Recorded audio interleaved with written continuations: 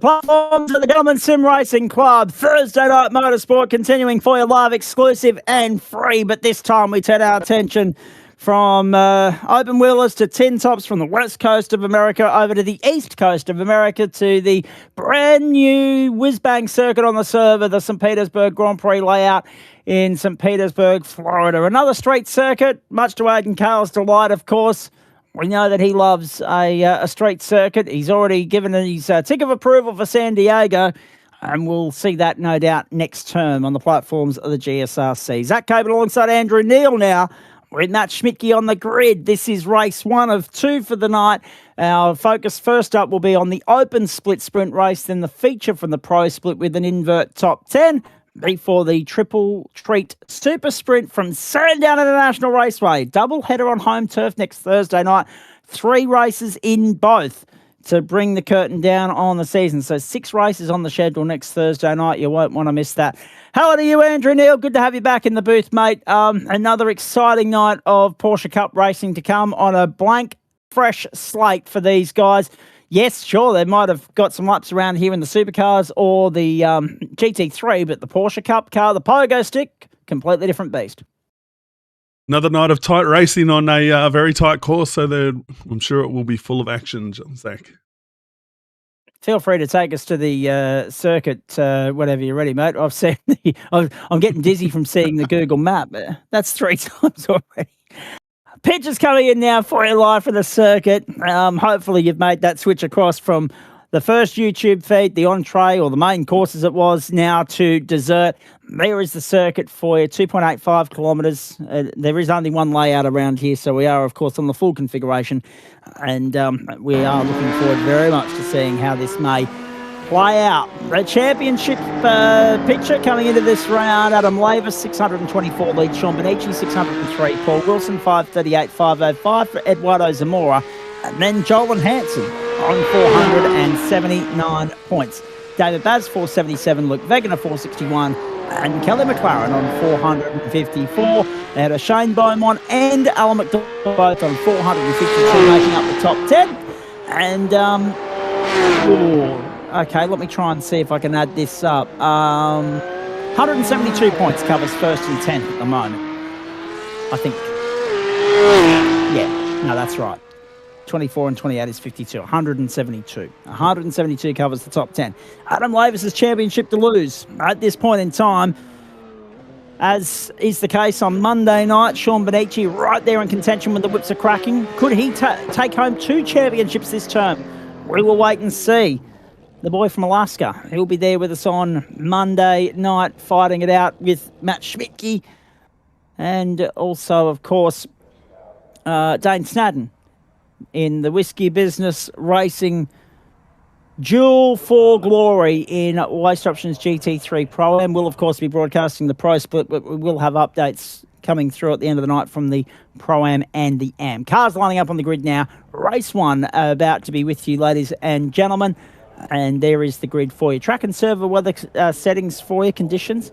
10th of June 2026, 1 o'clock in the afternoon, 20 kilometre an hour winds in a mostly easterly, tending southeasterly direction, 29 degrees the ambient, 49 on track. Geez, that's hot again, isn't it? 56% humidity, cloudy conditions and dry so far. I'll be hoping to avoid a repeat of the rain that we've seen a couple of the other championships have to contend with in the last few weeks, especially considering the pogo stick element of these cars. Michael Blades on the front row alongside Sean Benici, Adam Lavis and Dave Oliver the second row. What's Oliver doing down here in the open split? I'm not sure. Luke Wegener alongside Edward Rollo on the third row. Then Paul Wilson, Alan McDonald, Tristan Koch and Eduardo Zamora. They're top 10. Second bunch of cars sees Carl Maxwell alongside Justin Kahir, Jake Cowan and Shane Beaumont. Then Nathan Brentnell and Harrison Mercer. Callan Hodgkinson, Stephen Gallacher and Troy Mortensen take us back to 19th. So we are ready to fire. The 5th last race of the season, because it's all sprint racing from this point forward in the Porsches. This one here, then into the feature over 27 minutes. Then, of course, next week, it's all about the super sprint from Sandown. So 5 races left, championships on the line. We're waiting for the last couple of cars to arrive on the grid here. Dave Oliver, Adam Lavis and Sean Benici. Lavis into position. Now it's just Benici and Oliver that we wait for. So we are ready to go. Will Benici take up his spot on the front row of the grid? Yep, he will. No, Dave Oliver has. Sean Benici, where's he? Waiting. He's about to run out of time. Come on, Sean, get there, son. No, Sean Benici. Oh. What on earth is going on here? So we've got Michael Blades, all his lonesome on the front row. Sean Benici has now joined the grid. We do get underway. He was a bit late to the party, and I can see him registering as 0.00, and it's now just been confirmed by him himself. The game has crashed, and Michael Blades really bowled it wide at turn 1. So Benici's had the same issue that Bondi had last night. The game has crashed. And so with that go Benici's hopes of title glory, I would imagine. Oh, that's a wretched way to lose the title and a wretched way to bow out of any potential sort of contention here. Oh, wow. Unbelievable. All the ways for it to blow up. Adam Lavis leads, clear track ahead of him. Dave Oliver, Paul Wilson, Michael Blades, Edward Rollo, Luke Wegener. And Eduardo Zamora, the top 7 so far, and Drown on the inside Blades. Blades to get by on Wilson. Oliver into second spot, a good start. Lavis and Oliver both beneficiaries of the fact that Blades bowled it wide at turn 1 and did well to keep it off the wall in the process. Round they go onto the main straight, 1 gone. It's a 16-minute race around here. I'll be interested to see what that means in terms of lap times, or actual laps, I should say, racing laps around here. 1 minute 21, so we're probably looking at 1 minute 15, the standing time on a flying lap. 2.5 and 2 is 5, 4, 8, 12. 12 or 13 laps, I would imagine, this race is going to be set for. I think Adam Lavis would have a lap counter. And Nathan Brenton's got a mechanical meatball. Hodgkinson also didn't take the start, and we knew Denton wasn't going to because he's in race control for us tonight. And by the by, race control tonight for the GSRC Porsche Cup Elite Split, a great G. Heaney. Greg Heaney's in the house. In race control tonight. Good luck. Good luck, Greg. 12 laps, thank you. Eli Donaldson keeping a better eye on it than I am. Appreciate that.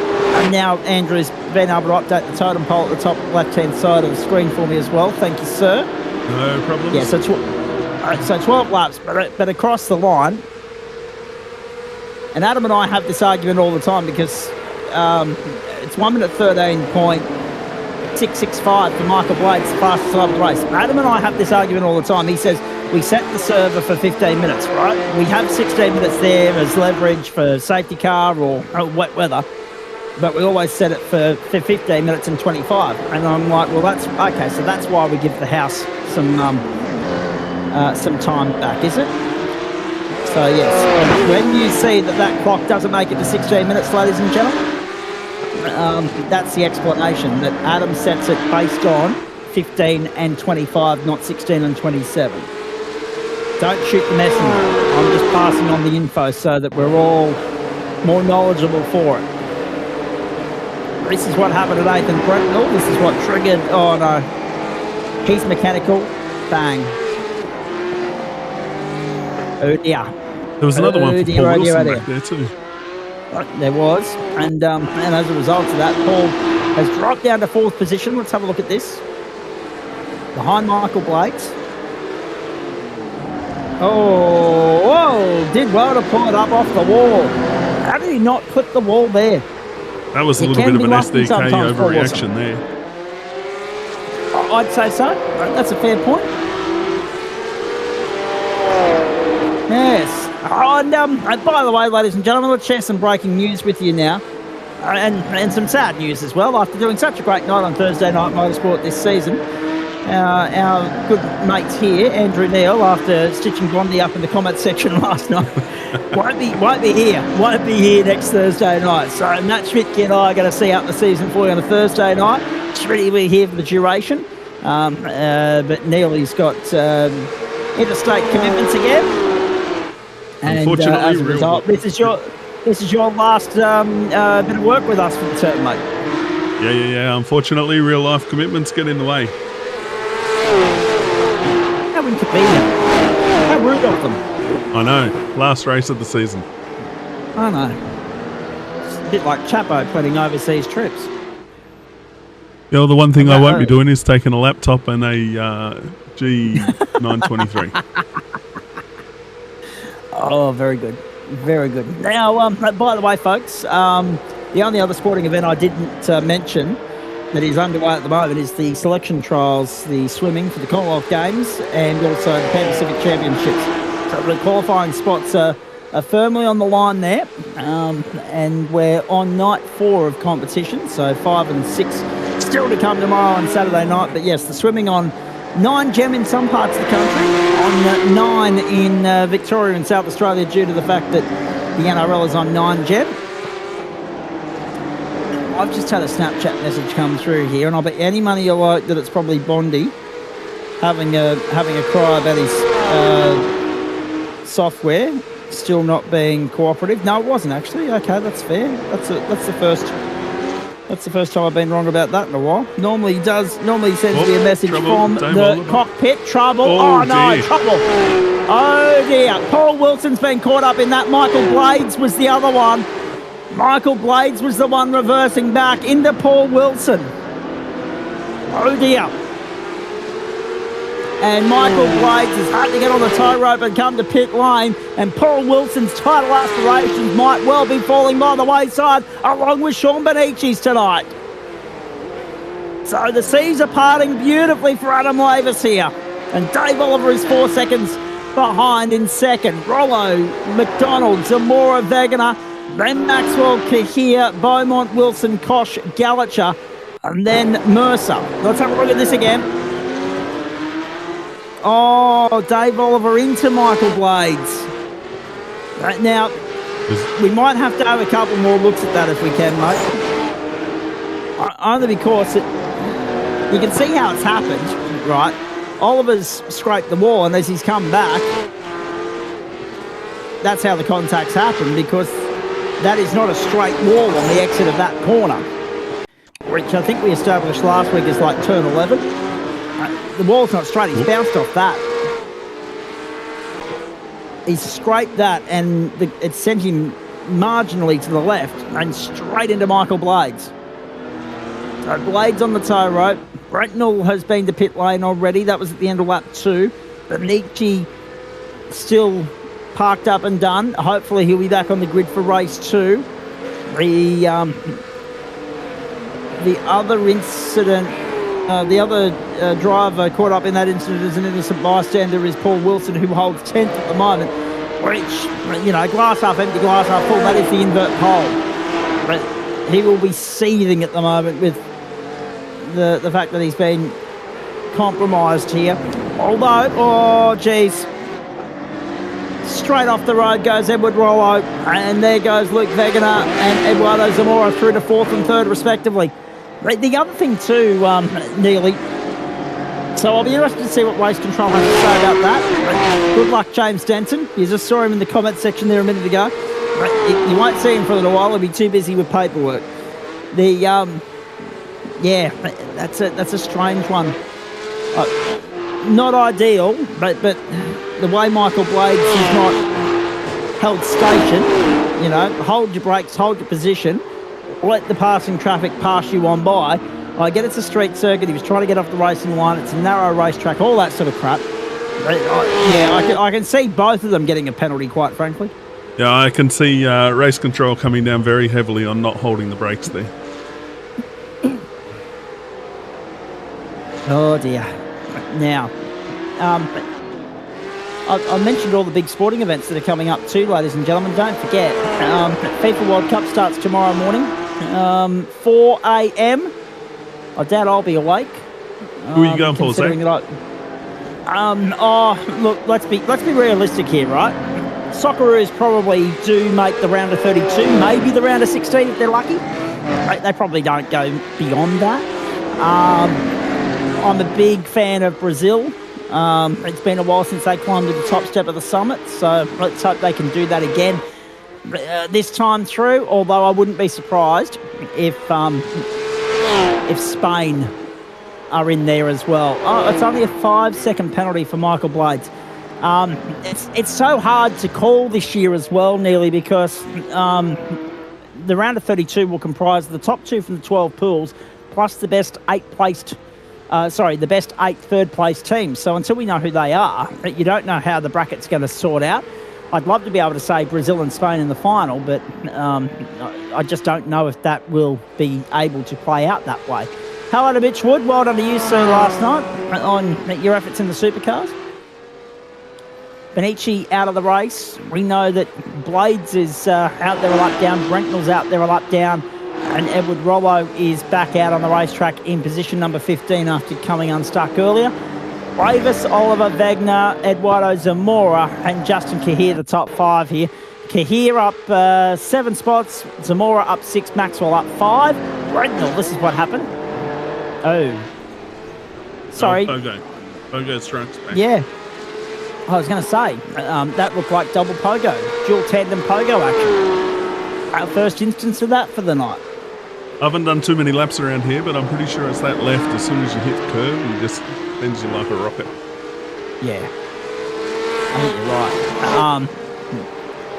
Now, where was I? Oh, so we were talking about next week. Yes, you're not here next week. So you get to enjoy putting the feet up, enjoying the spoils of work trips, interstate travel, etc., and so forth.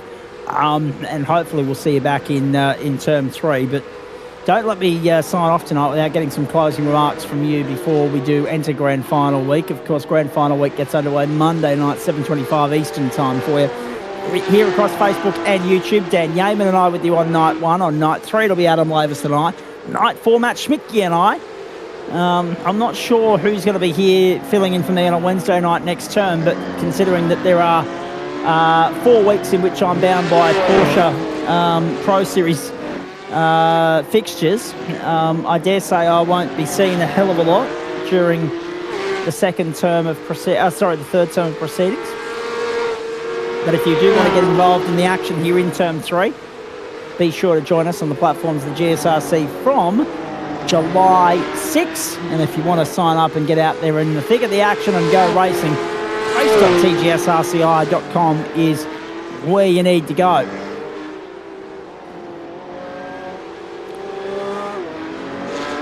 There's Paul Wilson. So, yes, I was talking earlier about, so there's a Motorsport of sport on tonight. The FIFA World Cup starts first thing tomorrow morning. Of course, Mexico and South Africa, the first game. You watch. We'll all get up at 4 a.m. for a 5 a.m. kickoff, and it'll end up in a goalless draw just to give everyone a dose of the proverbials. We'll all go back to sleep saying, well, that was 2 hours we won't get back. But we'll see how we go. And, of course, a huge weekend of motorsport. Formula 1, NASCAR, Shannon Speed Series.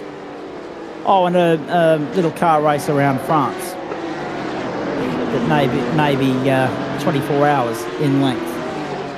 So it is an enormous weekend this weekend. Make sure you strap yourself in, buckle up and hold on tight for all of that. Still no word on a resumption of play in Bangladesh. Oh, actually, no. I do have breaking news there.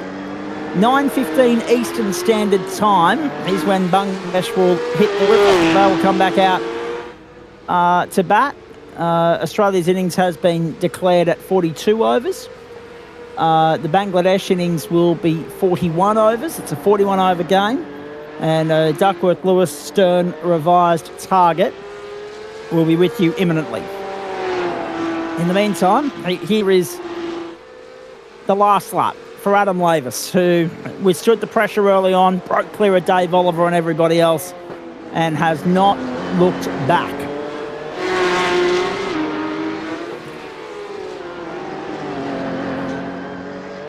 Yes, 24 hours around the Circuit de la Sarthe.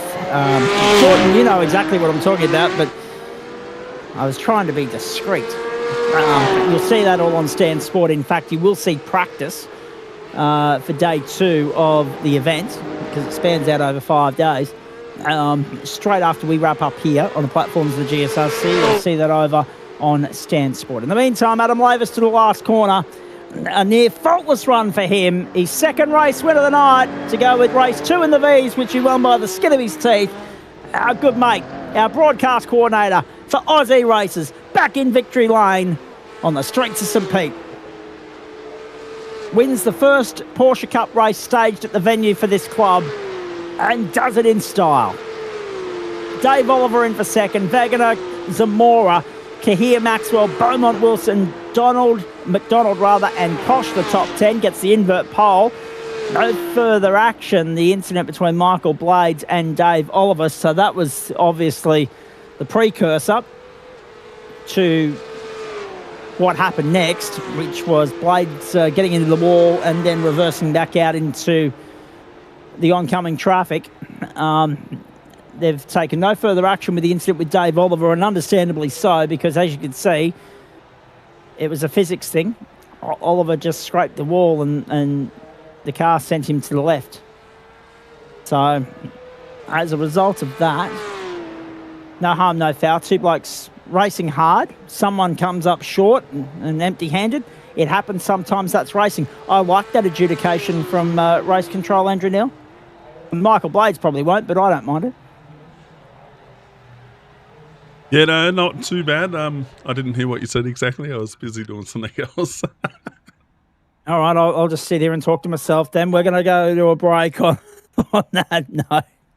Great to have you along for the ride wherever you're tuning in all around Australia or indeed the world. The platforms of the Gentlemen's Sim Racing Club. There are the results from race 1 of the Porsche Open Cup for the great people here at the GSRC. It's the GSRC Porsche Cup. No naming rights sponsor for this series at the moment, but if you want to become the naming rights sponsor, reach out to the club via race.tgsrci.com.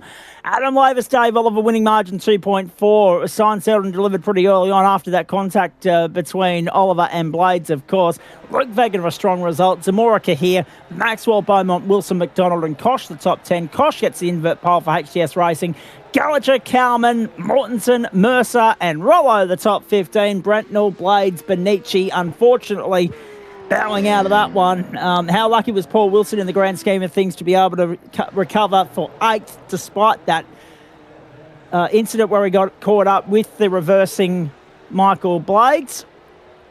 And Adam Lavis gets a nice little leg up, a little bit of breathing space in the championship fight for the moment. We'll bring you the results from the feature race a little bit later on. Stay with us. The platforms of the Gentlemen's Sim Racing Club, live, exclusive and free across Facebook and YouTube on a huge Thursday night. The Crows currently leading the Bulldogs in the AFL second half, just underway. 13-3-81 plays 5-5-35. And in the NRL, well, it was one-way traffic for South Sydney earlier on. It's still one-way traffic. They lead Brisbane 30-0. The cricket about to get back underway. Bangladesh chasing a measly total from the Australians, looking for 2-0 in that series. We'll keep you updated as we go around the grounds throughout the course of the night. We come back with the Elite Split feature race on the other side of this, with thanks to Disruptive Labs, Waste Options, Trophy AI, merch.tgsrci.com and Flash Graphics. Adam Lavis, the first race winner on the streets of St Pete in the GSRC Porsche Cup.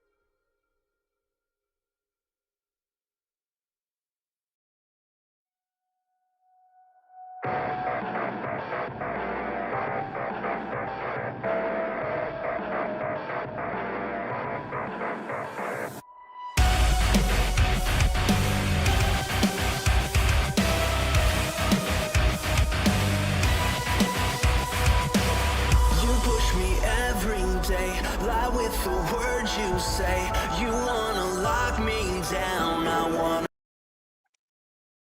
The platforms of the Gentleman Sim Racing Club.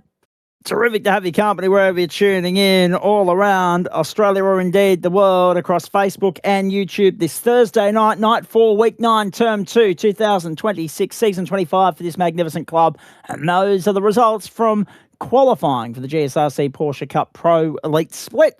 On the straights of St. Pete, Eli Donaldson, Sam Muir, Luke Alavoine and Craig Bond. So Bondy did get his issues from last night sorted, it would seem. There's been a few of those technical computer gremlins rearing their ugly head this week, but Bondy's obviously got his sorted. Dane Snadden, Matt Schmidtke, John Akers, Paul Wood, Stefan Lawrence and Eric Fenson. So Lawrence and Fenson no time in that session, but they have still lined up on the grid. Race 1 results will be reflected by the reverse of what you're about to see on the screen as far as your grid for race 2 is concerned, ladies and gentlemen. Just go to the grid, Neely, because it's an invert top 10 and it's an invert full field because there's only 10 lining up. I cannot believe it. And we can't get the grid lining up on fair dinkum. What's going on here on a Thursday night? Oh, dear. So there you have it, ladies and gentlemen. All the boys lining up, ready to rock and roll. 4 o'clock in the afternoon, local server time, 8 kilometre an hour, winds westerly direction, 28 degrees the ambient, 46 on track, and cloudy conditions. In fact, it's worse than I thought. There's only 8 of them. There's no Eric Fenson, there's no Sam Muir. We are racing on the streets of St. Pete. Schmitty to the lead on the inside of Stefan Lawrence to turn 1. Will he take Paul Wood with him? No. And Lawrence wants to force the issue through turn 2 and gets the lead back. Through we go. Lawrence, Schmidtke, Wood, Akers, Bond. Bondy looking for clear air. A run down to turn 4. So,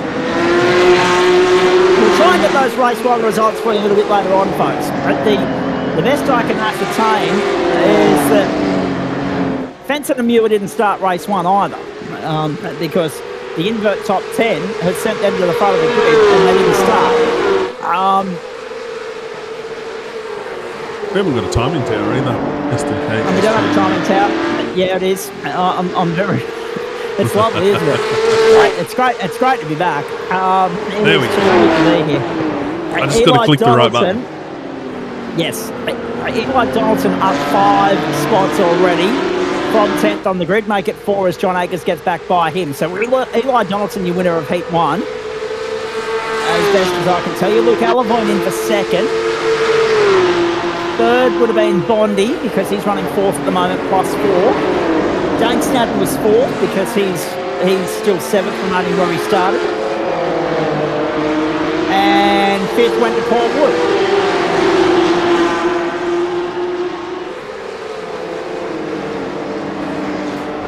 Who started 6th. Now, as far as the rest of it's concerned, let me try and work it out. Christ, I've only got 3 to go, haven't I? Stefan Lawrence started 3rd, which meant that he finished 8th in the opening heat.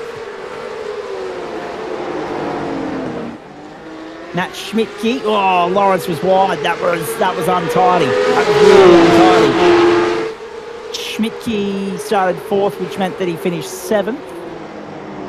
So John Akers is the only one that I haven't mentioned in there. Having started 5th, he finished 6th in the opening heat. So there's your running order, folks. In comes Eli Donaldson. We are down to 8. So much for needing 2 splits. We could have just chucked everyone out on the same racetrack and had fun. Where the hell is everybody tonight? I didn't get to call in sick, so why did everybody else?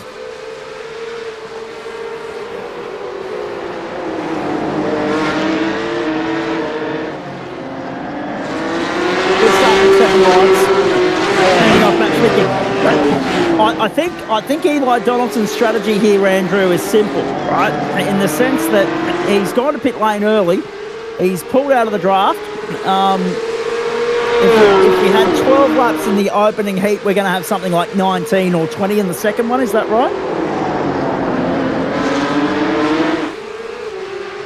19. 19. Right, 19. There we go. So, 12 and 19, that's standard Porsche procedure. So he's gone at the end of lap 2. He reckons he can do a 17-lap stint on that tank of fuel and bring it home. And he'll no doubt, Dane Snadden, Luke Alavoine adopting the same strategy here. They've gone to pit lane. The view will be get the clear air and try and overturn the deficit to these blokes here. That way, due to the degree of difficulty attached with or associated with overtaking on this circuit, it is pretty difficult. We saw that in the supercars a couple of weeks ago.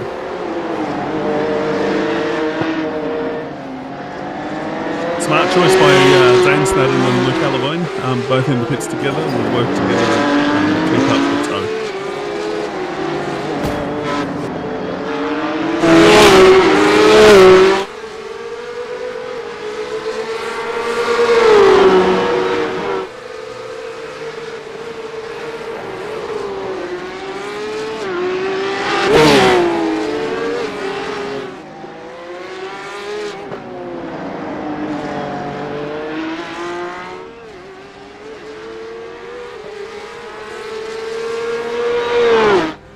Not much to add to that picture at the moment.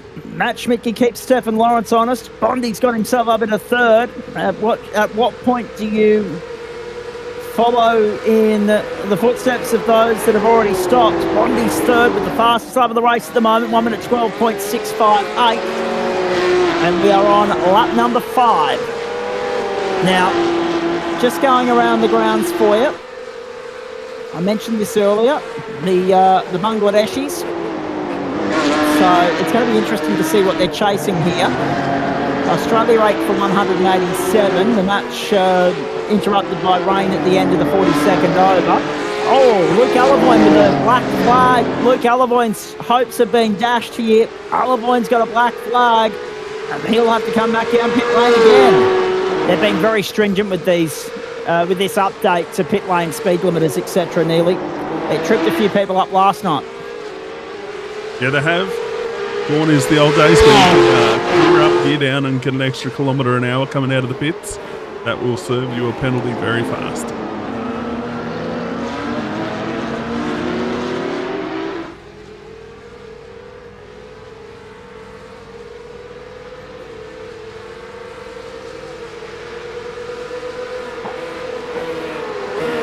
So Bangladesh, the target there, by the way, folks, is 192 after 2 hours and 40 minutes of rain delay and weather delay. 192 to win the series 2-0. Power play is reduced to overs 1 to 9 and then 10 to 33 and 34 to 41. And a single bowler can bowl a maximum of 9 overs, and the others will be restricted to 8. Maximum. 5 8 to 40 and 1 left over gives you 41. So 5 bowlers can bowl 8 overs, but one of those bowlers can bowl a 9. You can watch that on Fox and KO around Australia. The swimming on 9 Gem, except for those of you in Victoria and South Australia, where the NRL is on 9 Gem, so therefore the swimming is on 9. WA, of course, I'm not sure what the hell went on there, because you would have had one of the swimming or the NRL 1 on 9 go and 1 on 9 Gem because of the time difference over there. And everybody else will be watching on 9 Gem because the NRL is on 9 at this point in time on a Thursday night. 13 laps to go here at St. Pete. Lawrence, Schmidtke, Bond, Wood, Akers, Donaldson, Snadden, Alavoine have all stopped so far. So, again, that cat and mouse, that zig and zag. John Akers the latest one to pit, so that'll make it 4 stops now. Alavoine's second stop was costly, 11.13 seconds. He's now a distant last and out of contention. But the best thing he can hope for is for somebody else to run into some sort of trouble whereby he can pick up positions that way, because he won't be in a positional battle for the balance of the night, being 50 seconds off the pace.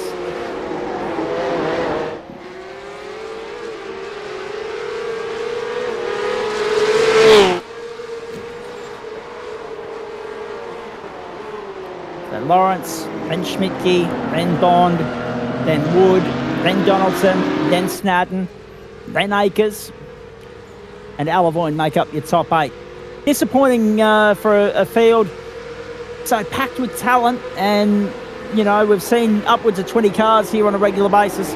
Disappointing to see only 40% of that complement here tonight. And when we look at the championship picture, that's the one thing we didn't do.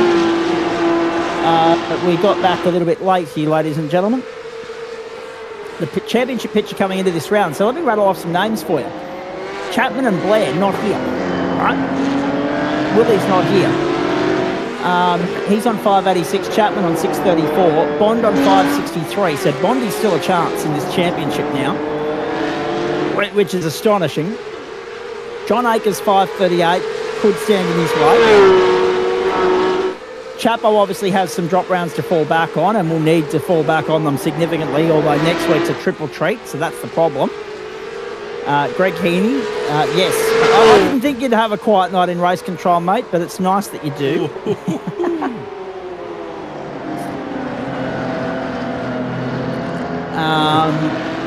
Has he put the kiss of death on himself, Andrew? The fact that he's just a nice quiet night here in race control, mate? It's too big a track, too spread out. Yeah, absolutely it is. 100%. John Akers, 538, 520 for Luke Alavoine. Paul Wood, 515. Well, Woodsy's out there in second at the moment. Jason Wilkinson's not here, 465. Luke Rooker's not here, 456. Joel Jansen's isn't here, 430. Cooper Friend's not here, 410. Jake Draper, 409. Dane Stadden, 400. Dane's out there, so he could benefit from the absence of a few around him. There are some with drop rounds to fall back on, a lot that don't. We've had 39 drivers line up in this series throughout the course of the season. And only 8 of them here tonight. That's 20%. That's 20% of the field. It's not good enough for this time in the campaign, I wouldn't imagine. What happened to Bondi? Pit. He did, yes. Yeah. Good pickup, well done. I'm glad you answered your own question, because I had no bloody idea what you were talking about, because I was looking at the championship points table. Bondi in third, so he has stopped, and he is now the best placed car to the stop. So the fact that he stayed out longer, he's leapfrogged Lawrence and Donaldson, although the pit stop was 0.15 of a second slower than Donaldson's, and 0.8 of a second quicker than Lawrence. Oh boy.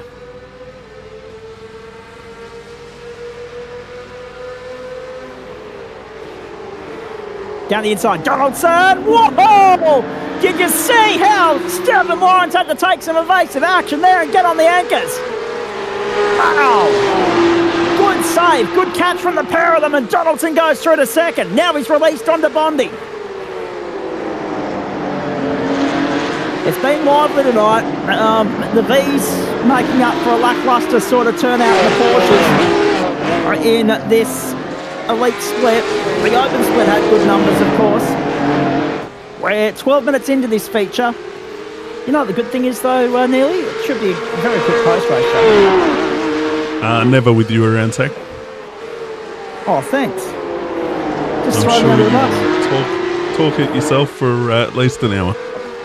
Chapo's not here, so I don't have anyone to do 15 minutes of moaning and groaning. Maybe Bondi will make up for it, I don't know. I think Bondi still wants to get last night off his chest. Oh dear, across the line we go. Another lap in the books. Schmidtke, Wood, Bond, Donaldson, Lawrence, Snadden, Akers, and Alavoine, the top 8.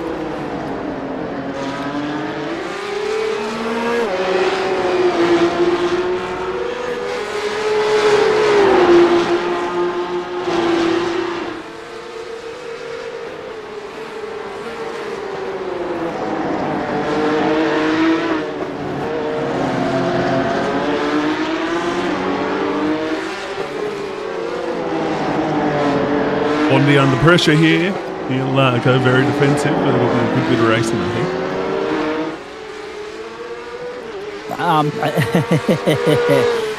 Stress budget racing might have a point. Maybe the debate over 992.2 versus 992.1 has finally been won by 992.1. All the guys that are anti-ABS and traction control. Maybe marching in numbers, marching together as one. Oh dear. I wonder if that wasn't part of the reason for the new settings where they can, depending on which you select, I think next season we'll be able to go without ABS, without There TC. we go. Now that would be good. I don't mind that. I don't mind that at all. There's a few different options in there. Tyres and fuel being done at the same time, slow pumps, fast pumps, all over the shop.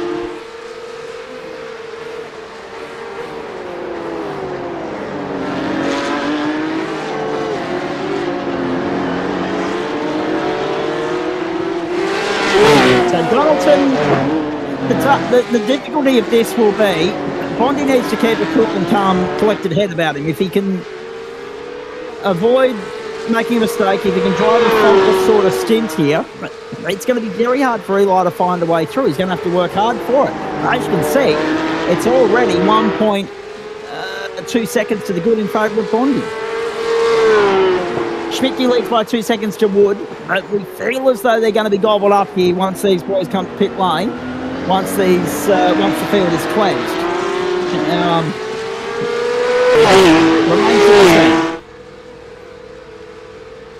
Across the start-finish line we go. Lap 13, just like that. Jeez, 2/3 race distance has come and gone. Are you kidding me? That's how dizzy you get watching cars go around the streets of St. Pete, ladies and gentlemen. It's only a 1 minute 13 lap time here. Throw them on the NEC config rule set. Full tank in a GT3, close to 2 minutes to flip. No, I don't want to be talking about a 2 minute fuel stop when I can't see anything actually going on physically. Greg, when they can, like they do in the Formula 1 game, like when they can have the pit crew there doing the simulated bloody pit stop changes and the fuel and the tyres and everything else, then I'm all for it. But whilst it's just a car on a figment of the imagination, Jack, not for 2 minutes, please. No way in hell. Luke Alavoine fastest up of the race. That's one way to redeem yourself after that pit lane indiscretion earlier. 1 minute 12.161, so we're in the 12s. We're smashing this out of the park. Indy cars do this circuit at about 60 seconds dead.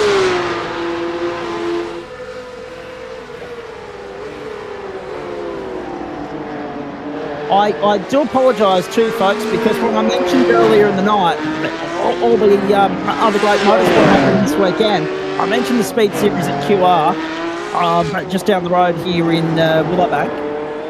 I'm, of course, in Raceview, and they're all obviously, you know, part of the Ipswich City Council region. The one thing I did renege to mention, and you'll see it on Fox over the course of the weekend as well, pretty much straight after the Speed Series, obviously Formula 1 from Spain, but World Championship racing from Rosano in Italy. We've seen Rosano on broadcast throughout 2026 already. Rosano in Italy plays host to the World Superbike Championship this weekend. So if you're not watching Le Mans and you're not watching the NASCAR from Pocono on Monday morning, or the Formula 1, give the World Superbike ticket. But of course, all of our attention and focus is going to be on a real big sporting event of the weekend, and that is the Women's T20 World Cup. Sorry, it is on as well, but obviously the FIFA World Cup from North and Central America. Next, it's 5 weeks worth of entertainment sorted, courtesy of SBS, broadcasting every single one of the 104 matches. That's a heck of a lot of football. But there will be a lot of people that have booked annual leave and taken time off specifically so they can sit there and marvel in every moment of it. As I was saying to you earlier, I would love to see a Spain versus Brazil final. I think that would be epic. I just don't know with the way in which the draw is put together whether that would be able to happen. New Zealand and Australia, if New Zealand make it out of the group stage, they could potentially meet Australia in a round of 32 match. I'm being reliably informed. So keep an eye on that space as well. In the meantime, we'll have a look at Eli Donaldson.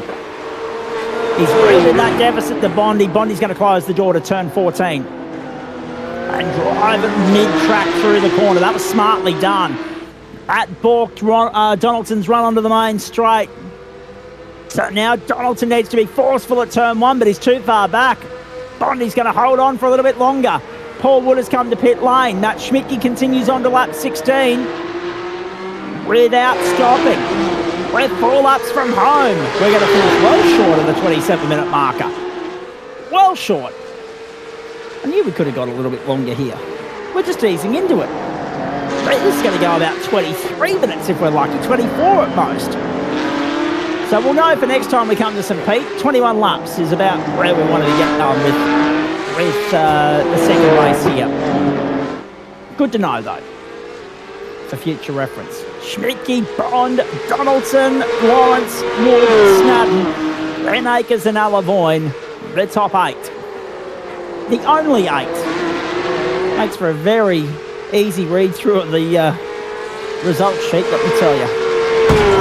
But yeah, it was interesting to note. Whoa, that was a big amount of ripple strip curb taken by Eli Donaldson on the limit through the penultimate corner. My goodness.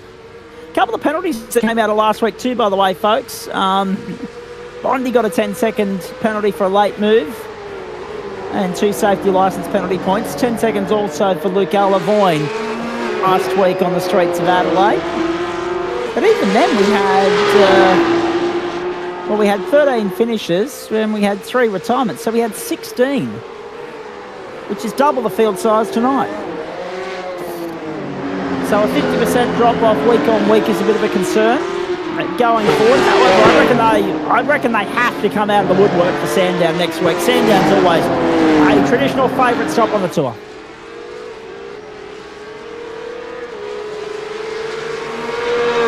Can Bondi hold on here? Schmidtke's on lap 17 of his stint. Schmidtke has not stopped yet. Is he planning to run 18 laps before stopping, or will he stop this time by? Let's find out. Schmidtke to the main straight. He's going again. Schmidtke's going again. He's going to go to lap 18. He leads by 13 seconds. Donaldson is not close enough to have a look at Bond yet. They're coming into the main straight. That's the difference. The length of the main straight, the difference between first and second at the moment. Bondi may yet be about to hold off Eli Donaldson, last week's emphatic race winner, and grab one of the big results, one of the big scalps of his young sim racing career. And a skilled drive, a controlled, calm, concise, clean drive from Bondi so far.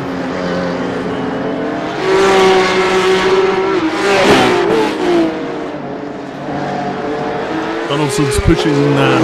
I've seen him have a few slides out of corners, which has dropped him off a bit of pace every now and then as well. Tyre wear is going to be an issue, isn't it? Because the track temp's in the mid-40s. That's not going to work in Eli's favour, but it will help Bondi because track position is king. And if he gets caught up in the dirty air behind Bondi, that's not going to, his tyres aren't going to like that either. So Bondi in the box seat here as we hit the white flag this time by. Schmidtke comes round. Whoa, Donaldson's locked it up and gone! Donaldson is gone!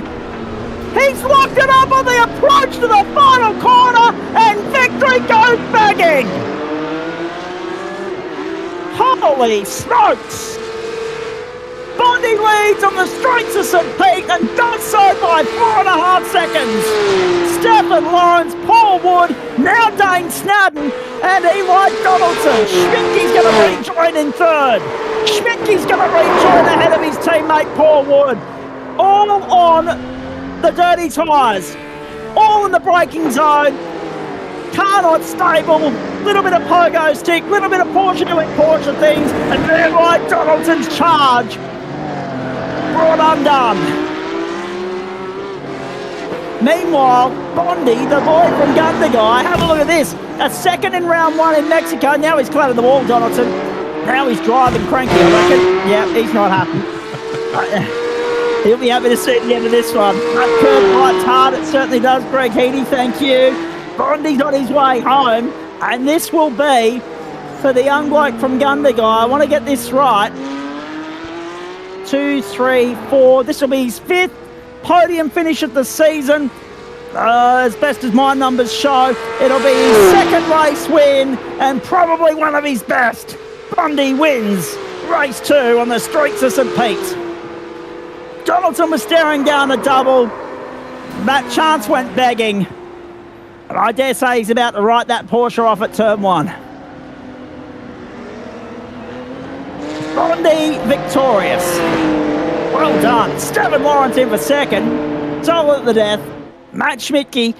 So Schmidty and Woodsy went longer than anybody and still came home 3rd and 4th. Probably would have been 4th and 5th had it not been for Eli's error. Dane Snadden gets 5th, Eli 6th, John Akers 7th, and then Luke Gallivoine in for 8th. And his race was brought undone by that early pit stop and the black flag that he secured on the way out of pit lane. What about that from Bondi? Wowee. We've got Eli standing by. We've got Bondi standing by as well. Cue the bleep button for me if you can, please, Andrew Neil. 4.795 seconds, the margin at the end. And as I said, it was one of the more composed sort of drives that I think I've seen from Bondi. Kept a level head on his shoulders despite the mounting pressure from Eli Donaldson. And I'll ask him about how the nerves were in just a moment, but let him enjoy time with the different donut and burnout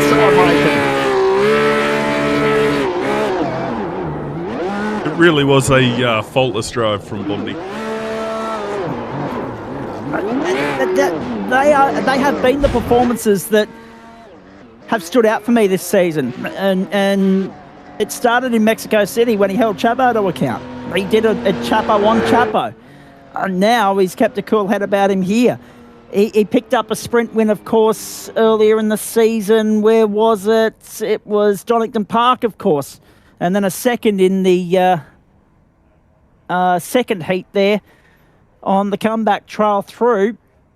And he was second only to Paul Rogers, who also hasn't been on the grid much throughout the course of this season. My goodness. Hey, Eli Donaldson, well done on victory in race 1. Just how much agony were the tyres in there towards the end, mate, because Neely mentioned it on comms that they were slipping and sliding all over the place. It seemed as though you were fighting a losing battle with that tyre wear. Yeah, I was just wrecking loose towards the end of the race. I don't know if it was... I did a few officials this week and car never got to that stage. I was like playing with the bias, trying to get the thing to settle down, but I don't know if we just had a higher track temp tonight and it just was a bit hot, but it was sort of my fault. The reverse invert, I couldn't really get past John without making a big deal about it, so I thought I'd just pull myself out of it and just do my own thing. And then I decided on like lap 6 when I was lapping by myself to throw it in the fence at the chicane, so had a bit of damage too. So yeah, just I think I used as much tyre as I was trying to use all the tyre, but I think just overheated them too far to the point where I had absolutely zero grip towards the end of the race.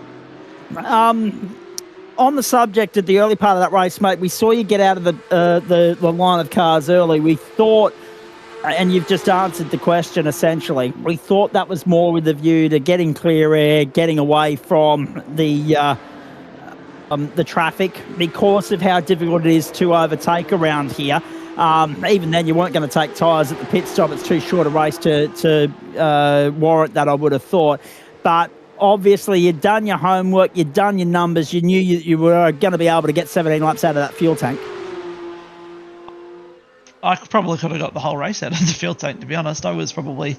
I had like 1.5 litres too much fuel. I had to go ask Greg about the pit. Didn't know if there was a CBS or not. So, yeah, I probably shot myself in the foot at the stop as well. I was more worried about just getting in and out of the pit lane, and I didn't lower the fuel to the maximum. I probably could have taken 1 litre or a 0 and just pulled up and stopped and gone again. But, just trying to get through the pit lane as quick as I could so I could lap in clean air, because I had the pace to just be in my own little space and do the numbers I needed to do to try and jump Bondi and Stefan, but they both came out in front of me and I knew I had my work cut out for me. Luke Alavoine just blaming his current predicament with his finger splint or the pit limiter infringement. Unfortunately, not a nice way to get brought undone. And I can vouch for that because I saw his story this afternoon, and full credit to him actually on Instagram for playing on with that injury. We hope it feels better soon for you, mate. We hope we'll see you out there on the grid next week for Sandown. Eli, just to put a full stop on that, race one couldn't have gone much better for you. Nice win there. Unfortunately, the chance to do the double gone on that penultimate lap. You fought it as best you could, but at what point did you know you were a goner there coming into turn 14? As soon as I threw it over the inside curb and it was sideways. No, I sort of, as soon as I got Stefan as quick as I could because I knew Bondi had some good pace, so I had to try and keep up with him, and then I got to within like 2 or 3 tenths of him, and I just had nothing. So was pretty much fighting a losing battle as soon as I sort of sat behind Bondi, and I think with like 9 to go, I thought of tried to do what I could, but there's just nothing I could do to overtake, and I just had no tyre. Yeah, it makes it hard, doesn't it, when that is the case. Now, just quickly here, bless him, Racing Craig and I should be so close on points now after that awesome drive from him. I think he needed about 98 to be equal on points going into the last round. Hello to you, Willie Blair. It's interesting too because you mentioned that.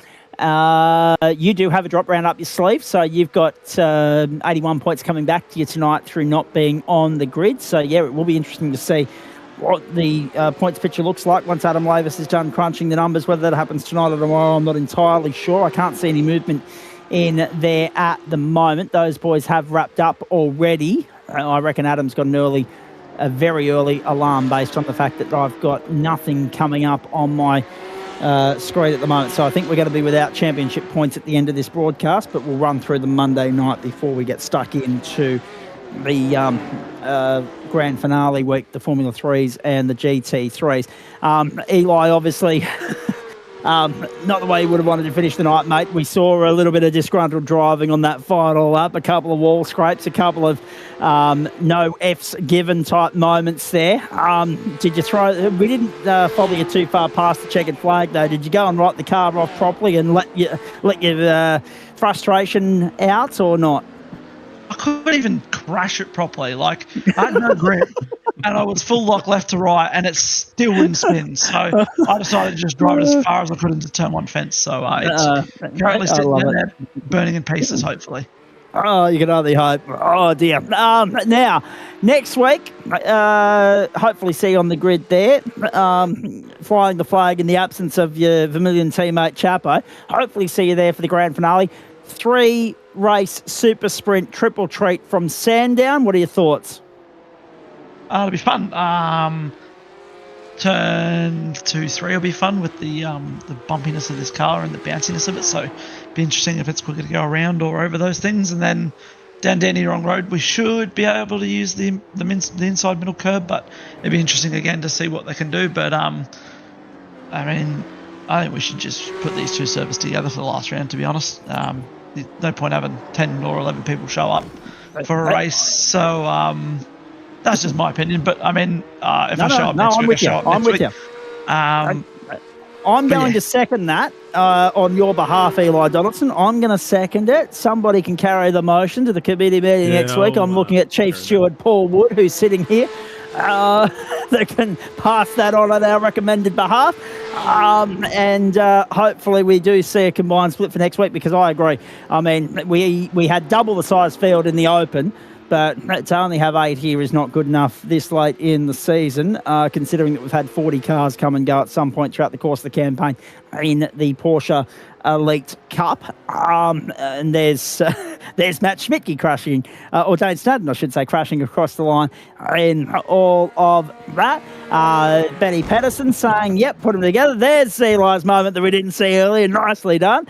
Now, in saying all of that, yes, I get it. It's a quid pro quo, isn't it, Eli? When you do that, right, because of the fact that you've got Open guys out there duking it out for their championship, you've got Elite guys out there duking it out for their championship, you've got invert permutations, complications, implications, all that sort of stuff. So I get why they might be, opposed to doing it. But from a spectacle standpoint, from an entertainment standpoint, I'm all for it. Yeah, I mean, Sandown, tight technical. I mean, yeah, like you said, it's hard with the permutations of both championships. So I can see the opinions of the guys in the other split that'd be like, nah, don't want to race the pros. And if it fluctuates, I don't know if there was a lack of numbers tonight because we were going around a concrete canyon again, or I don't know. But yeah, we've done a few of them this term, haven't we? Yeah, I reckon we should just run a street series at this point because I'm enjoying the street circuits. I mean, can burn my shit up, but yeah, the streets are quite good. It narrows the area for margin a lot down, and there's no abusing track limits, which is good. So it means you've got to race to the track instead of to the white lines. We have already given recommendations for the Formula Vs around Atlanta and Texas next term, the Speedway, not the associated road courses with the Speedway. But now we're talking about having an all-street circuit series for the Porsches. I don't mind it. I'm all for recommendations at this time of the term because the committee have got to get their heads together and get ready for a new campaign and put a schedule together to appease the masses. So we'll wait and see. Benny's all for it, despite the pogo stick disdain. So, actually, let me ask you this. Despite the obvious, disappointment with how it all ended, thoughts on St. Pete? I like the track. It's quite good. Technical, like Adelaide, technical. It's got the curbs, it's got the bumps. Sort of another one of those tracks is actually probably quicker to underdrive it than overdrive it. Trying to find every last tenth, you better slow in, fast out. Ooh. So, I'm a high advocate for St. Pete, just like I was Adelaide. I'm happy.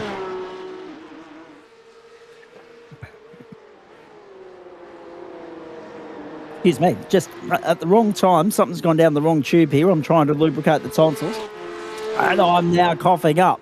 Hopefully not hacking up a lung or a kidney at this particular point. I'm going to need a Strepsil after the broadcast, though, because the Formula V's wore it out once again. I'm disappointed we didn't see you there for Willow Springs, by the way. Nah, like I said to you last week, I throw them in the bin. They're rubbish. They were brilliant. Nah, I don't like did you see any of that second race? Do yourself a favour. Yeah, I saw it, but if we're gonna go to an oval, like, got to be able to bump draft. I think I tried to bump draft someone last week and I threw them in the fence, and I was very sad about that. But the racing looked very good. Chapo on his makeshift Thailand setup was there or thereabouts. I think he got murdered a couple of times. I think he was close to winning one, but we'll see what he can see what he can do with his Thailand setup next week for Formula V's. I don't know if he can win the championship, but if he can try and keep a top three, I'm sure he'll be happy with that. Well, I'm not sure he would be, actually, because he's become very good at shooting himself in the foot, taking himself out of championship contention by booking holidays at poorly placed times in the calendar schedule when he's in a position to win a championship, and takes himself right out of it rather than somebody else. So, interesting. Now, bit of breaking news for you folks from 17 minutes ago. The 2027 Men's ODI World Cup, which will be played in South Africa, Zimbabwe and Namibia, has been provisionally inked into the calendar to run from October 4 to November 21 next year. So there's an idea of what I'll be doing between October 4 and November 21 next year. Now, Adam Lavis, not close enough though. Evil laugh, he says. St. Pete wasn't great for GT3 racing, but was pretty fun in the Porsche Cup, says Sean Benici, despite the fact that he had that issue in Heat 1. Eli, who would you like to thank, please, mate? All the lads at Vermilion, as usual. Homo setups. I'm sure Chapo's enjoying himself in Thailand, so stuff him. Should have been here last week, so I'm going to give him shit this week because I showed up and he didn't. I like it. I'm all for it. There was the second moment that we saw from you on the final lap there as well, just letting your frustrations out. Well and truly. Thanks for stopping on by, mate. Well done on the victory in race 1. Hard luck in race 2. Can't wait to see you on the grid at Sandown next week. Thank you very much. And good luck in the NASCARs on Monday as well. Bondi, Paul Wood, I'm going to get to you in a moment. Stephen Lawrence is here as well, but to the victor go the spoils. Bondi, that was nicely done, I thought. Makes up for the technical gremlins that derailed last night, no doubt. A solid night, a solid result. keeps you alive, as Willie Blair said, with regards to that battle for second in the championship. Game on next week on the 3.1 kilometre Sandown International Raceway. And now I'm hearing echo for some reason. Thank you for stopping that very quickly, Neely. One of me's bad enough. People don't need to hear me twice. Now, Bondi, that was really good. We thought that was one of your more controlled drives of the season, but at any point were you starting to get a little bit sweaty, a little bit nervous, because you know what Eli Donaldson brings to the table and he was breathing down your throat? Yeah, well, that's redemption for last night, so I've still got hope in one championship, but it wasn't without doing the exact same issue in practice, so I was a little bit worried then, and lost practice time due to that, but yeah, anytime Eli was behind me, I was crapping myself, so yeah, unfortunate for him and Luke to end up having issues in that last race, but yeah, I think that should be the overall win for me. So great points for the championship, and well, yeah, makes up for last night. But at the same time, I was still hoping for a good result on supercars, so it doesn't fully counteract it. No, but anyway, no use crying over spilt milk. It's done now. However, you know, at least there's a consolation prize and some silver lining here, mate. And your second race win of the season as well. We finally got to broadcast one. When we look at all of that, I just want to go and have a look at the results throughout the course of the season so far. Adam Lavis has now got to the points matrix, so we might have some updates for you very shortly. Was it third in race one, Bondi? Yes. So a double podium. So a second in round one, 2 fourths round 3 and 4, a first and a second in round 5, then a third in round 7. So that's now what, 6 podium finishes for you throughout the course of the campaign. The double tonight, probably your best showing since Donington Park. Can you turn that form around and repeat it next week at Sandown? Jeez, this is going as good as my karting nearly. Well, Sandown, I wouldn't have a clue what's going to happen there. I think you just avoid the curbing at turn 2 and 3 and you'll be fine. And probably turn 7. So, yeah, we'll see what happens when we get there, I guess. Should be fun, tight, quick, but there's going to be a lot of ABS, so I don't think he'll be doing too much safe overtaking. It's going to be really risky. Down and standing off with ABS going off instead.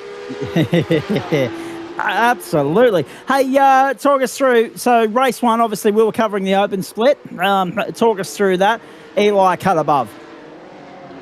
Yeah, well, I had an average start and just Luke got off the line quicker than me, and then I just kind of sat in third and just thought I might have had a chance midway to the end, but then I just started making a few minor mistakes and just dropped off the back of him. So yeah, I think I was a second off him at the end, so it wasn't great, but it was kept the car in one piece except for one mirror, which went a little bit flying on that first little back straight, but yeah, it was chill, didn't total the car, so happy with that.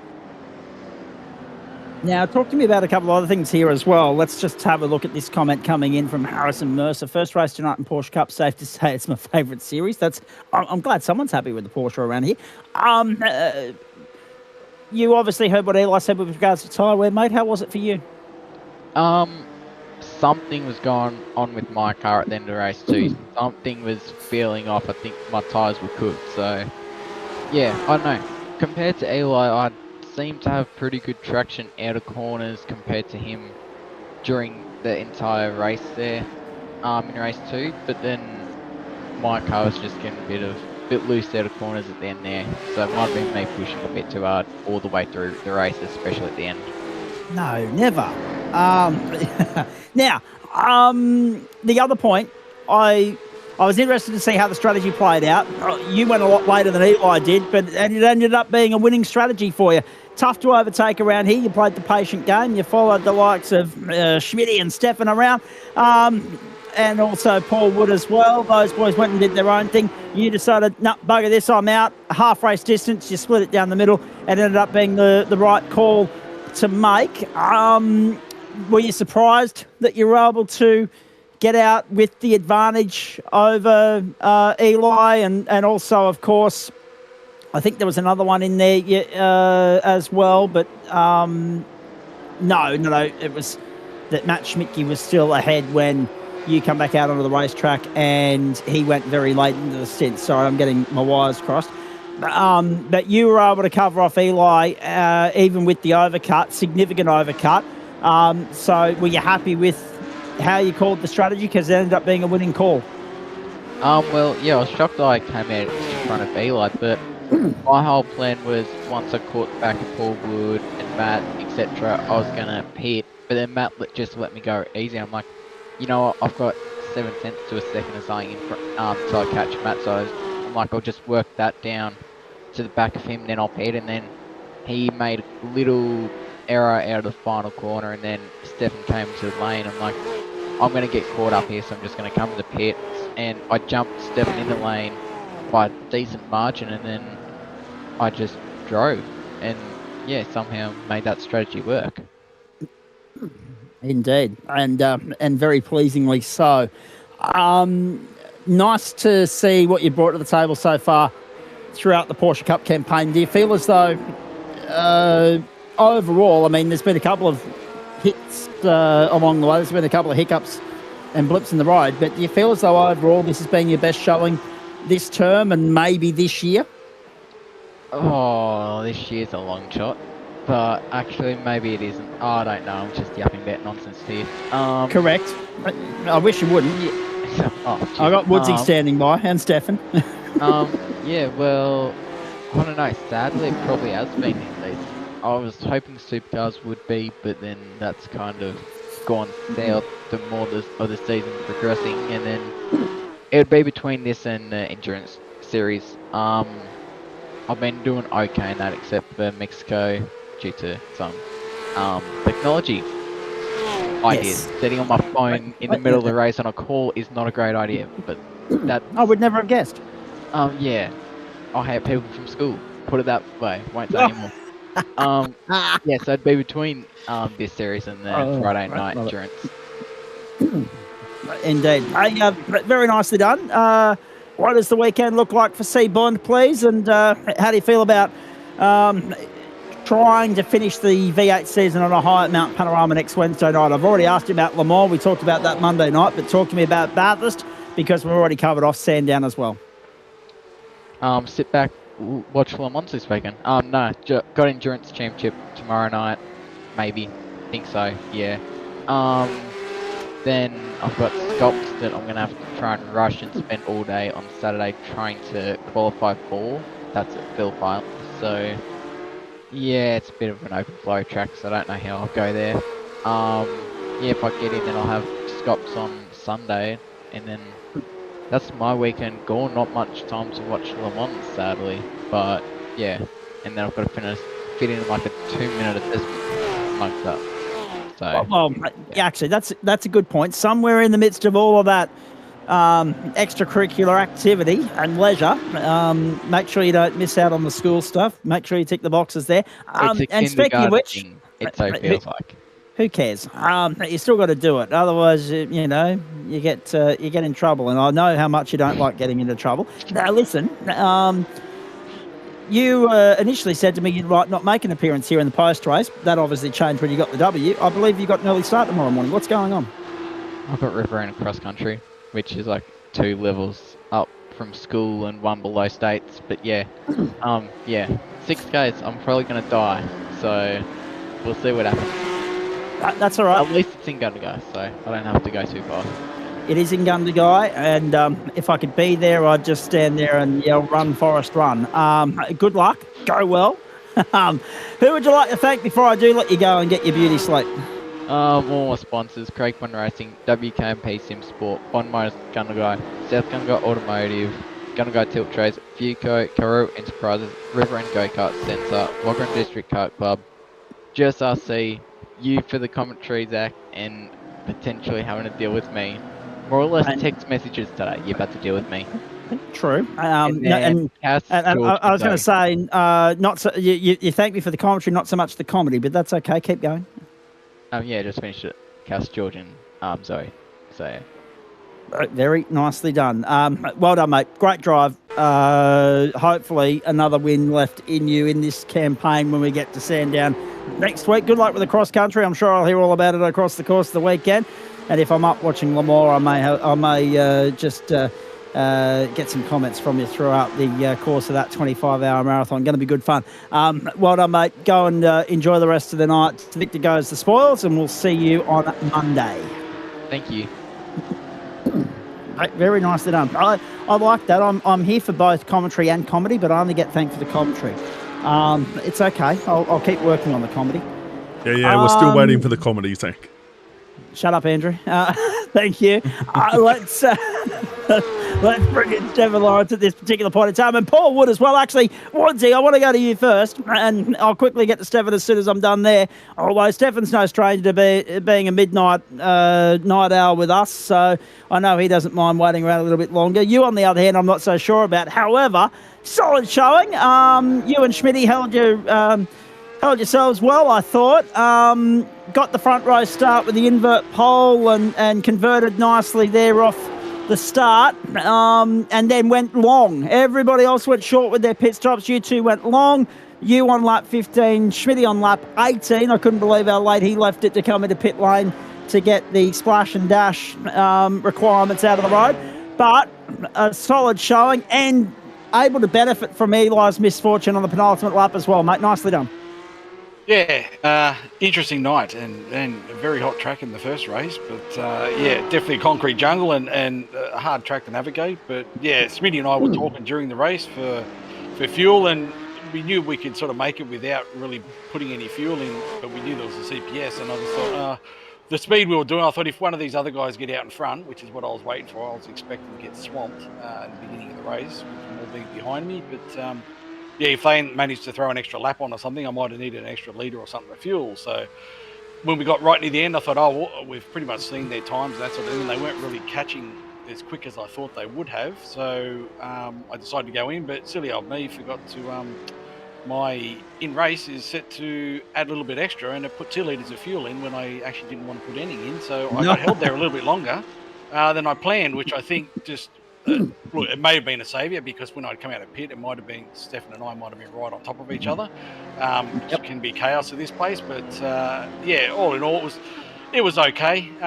It's a fun track for me to drive, but I have to say I'm probably not enjoying the racing so much. It's very processional, I found, both GT3 and these ones. Maybe a little different. I mean, here I was just trying to hold on to the guys with pace-wise. They're still just that little bit too far ahead of me, so it's try and drop a hook into the back of their car and keep up with them for as long as possible without burning and melting my tyres. And I reasonably succeeded, but yeah, it would have been interesting if we'd had a much bigger field here. It's a shame we had the smaller field, but it is what it is. And yeah, I survived with no major incidents, so I'm happy with that. I agree completely with you with regards to the comments about it being a bit processional at the moment. Can I recommend, if you're looking for something that isn't necessarily as processional, that you come and have a steer in either the Toyota 86 or the Formula V, Woodsy? I have yet to actually even drive the Formula V since it's been released. I have to say it's not a car that it's the one I wouldn't drive, but it's not one that's really making me yearn to drive it. It all looks like there's some fun racing out there and that sort of thing. The 86 is just generally when it's been on, I've just had a sort of focus like a year. I need as much time as possible in these cars to try and get or extract whatever pace I can out of it. So, yeah, I want that practice time prior to. So, yeah, it's just we'll see. Look, depends on what next season comes about. If the other series is not there and it is on offer again, I might give him a run, either one of them. So, you never know. Just could turn up out of the blue.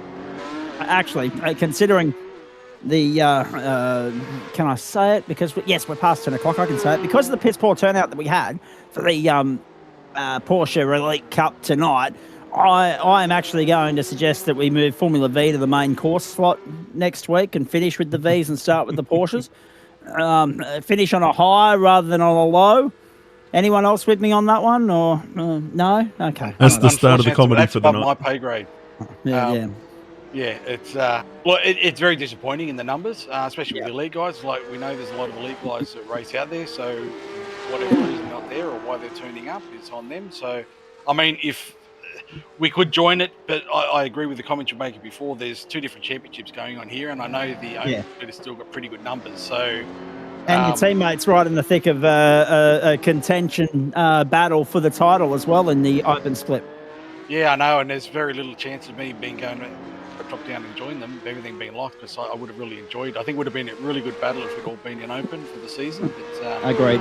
We are where we are, so yeah, it's disappointing. I mean, if it comes to it, as I've suggested before, if the numbers are down and the open guys are there, they get rewarded. I think they should be the ones on the broadcast. So yeah, let's just see how it goes. It's, I'm glad you made that comment, Woodsy, because I wanted to let everybody know that next Thursday night, I've had a look at the schedule. We are bringing you the first 2 open races and then the feature from the Pro. That is the current schedule as per what Adam Lavis has programmed. But we have exercised broadcast privilege and discretion in the past to, instead of showing a particular split that is allocated a particular night because of grid numbers, we have made a decision to go and cover something else. And that's not to say that we're going to do that again next Thursday night. We will still at least show one race from the elite split, whether it's the feature or whether it's the earlier race remains to be seen. But in saying that, Woodsy, I reckon we're sitting here getting our knickers in a twist over nothing, because I think Sandown should bring people back to the grid just because it's Sandown. It might be a case of, yes, we've had some good numbers at St. Pete in some of the other categories, but maybe there's a few Porsche protagonists, because the pogo stick element and other things that are yet to warm to it. They maybe haven't forked out for it yet.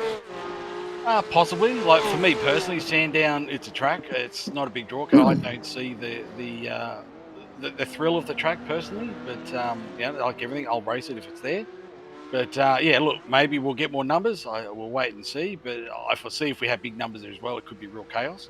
The overtakes there, especially in these cars, it's very hard to hit those curbs. So everybody better be on their best behaviour. It's we don't want to be seeing any chaos out there, and especially in the elite guys, I'll be there first hand to see it. So yeah, I'll be swinging the naughty stick if there's any silliness going on. Well, I was going to say, everyone better behave themselves. That's easier said than done. A, it is Sandown. B, it's the last one of the term. C, it's super sprint racing, so 2 inverts, etc., etc. So you're asking for a bit there, Woodsy, but at the same time, I can understand exactly why you're making a point of it, because you don't want any extra paperwork going into the off-season, do you? Oh, look, last round as well, you want to see good racing and you want to see fair racing. You don't want to have the championship or anything decided through, misfortune or something of a driver. You want the best person on the night to be there and the strongest competitor over the whole season to be the one standing on the top of the steps. So, yeah, that's what I'd like to see. It's disappointing when races are ruined through just unfortunate circumstances that happen and that sort of thing. So we cross our fingers and hope for the best. Yeah, indeed we do, and we're looking forward to it immensely. What's next on the racing radar of P. Wood? Endurance tomorrow night in the GTE. So, yeah. Let's see how we go. I have not had very good rounds in either GTE, Porsche or GTE for the last couple of weeks. So let's see if I can improve those and get some results. The only championship I'm really in the running for anymore is the endurance one tomorrow night. So yeah, let's see if Adam and I can hold on to the top steps on the podium for the second last round. So yeah, let's see how we go. Let's see how we go. Indeed, looking forward to that immensely. Pleasing result for you tonight, mate. Well done. Obviously, you were the early pace setter in the open split. Nice to see that your teammate, once the system that is in place to take care of who gets promoted and demoted, etc., and so forth. Once that took you out of the open split and into the elite split, at least he picked up the baton and pretty much carried on with the form that you started with to ensure that Aussie races are right there in championship contention in the open split going into next week. Well done again tonight, mate. Great effort. The St. Petersburg circuit, the newest one on the server this term for us, it hasn't disappointed so far. I'm looking forward to more racing here going forward, and if you can bring that sort of form to the table, I'm sure you are as well. Go well over the weekend. We'll see you Monday. No worries. Catch you guys later. And good luck in your championship fight as well in GT3, because that title is well and truly alive, as we showed our audience last night.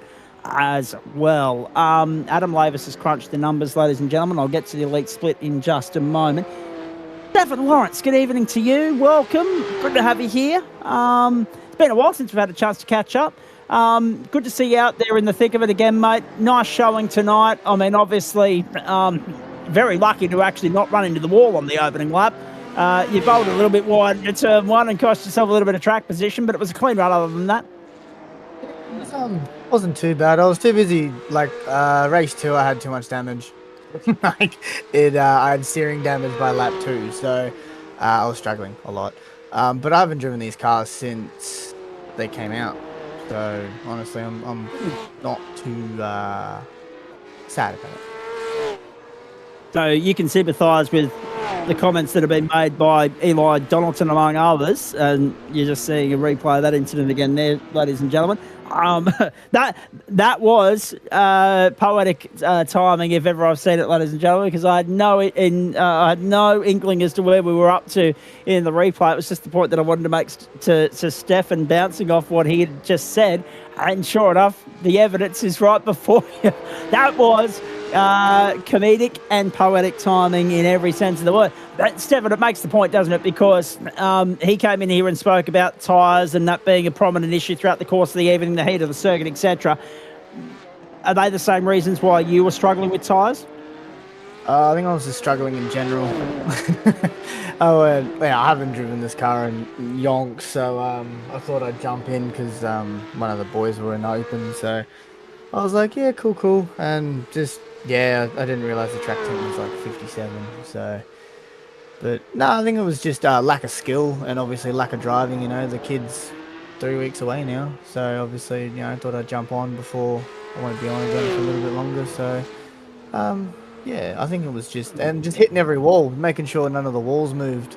I think that was my definitely my goal, making sure none of the walls moved during the race. But yeah, I had really bad steering damage at the start, so and then I think I hit the wall again, and that's why I pitted, because I was like, no, it was worse, and then I was too cautious on pit entry because I know about the update, and lost to Bondi because I was ahead of him. But I'm just happy that, you know, I didn't die in the second race.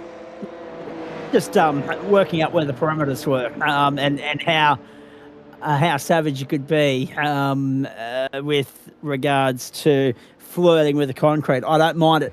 Hey, thoughts on this circuit as a whole, though? I love it. This circuit's cool. I've done it in the 3s, the 86s, and this track's just cool. Probably not as cool when it's 57 degrees, but it's still no. I understand what you're saying. Yep. And I seem to glow well with street circuits. I like to make sure walls aren't moved, but I really enjoy this track. I actually quite like it. Stefan, if you had a carton of eggs with you could have gone out and put them on the bitumen and cooked them there, couldn't you? I reckon I would have squashed them. Or would have had scrambled eggs if they were in the car. But definitely. It was very warm, so just trying to get used to the car again, because, you know, I haven't driven it for so long. And then, obviously just I got the hang of it towards the end of the race, but that's usually the way.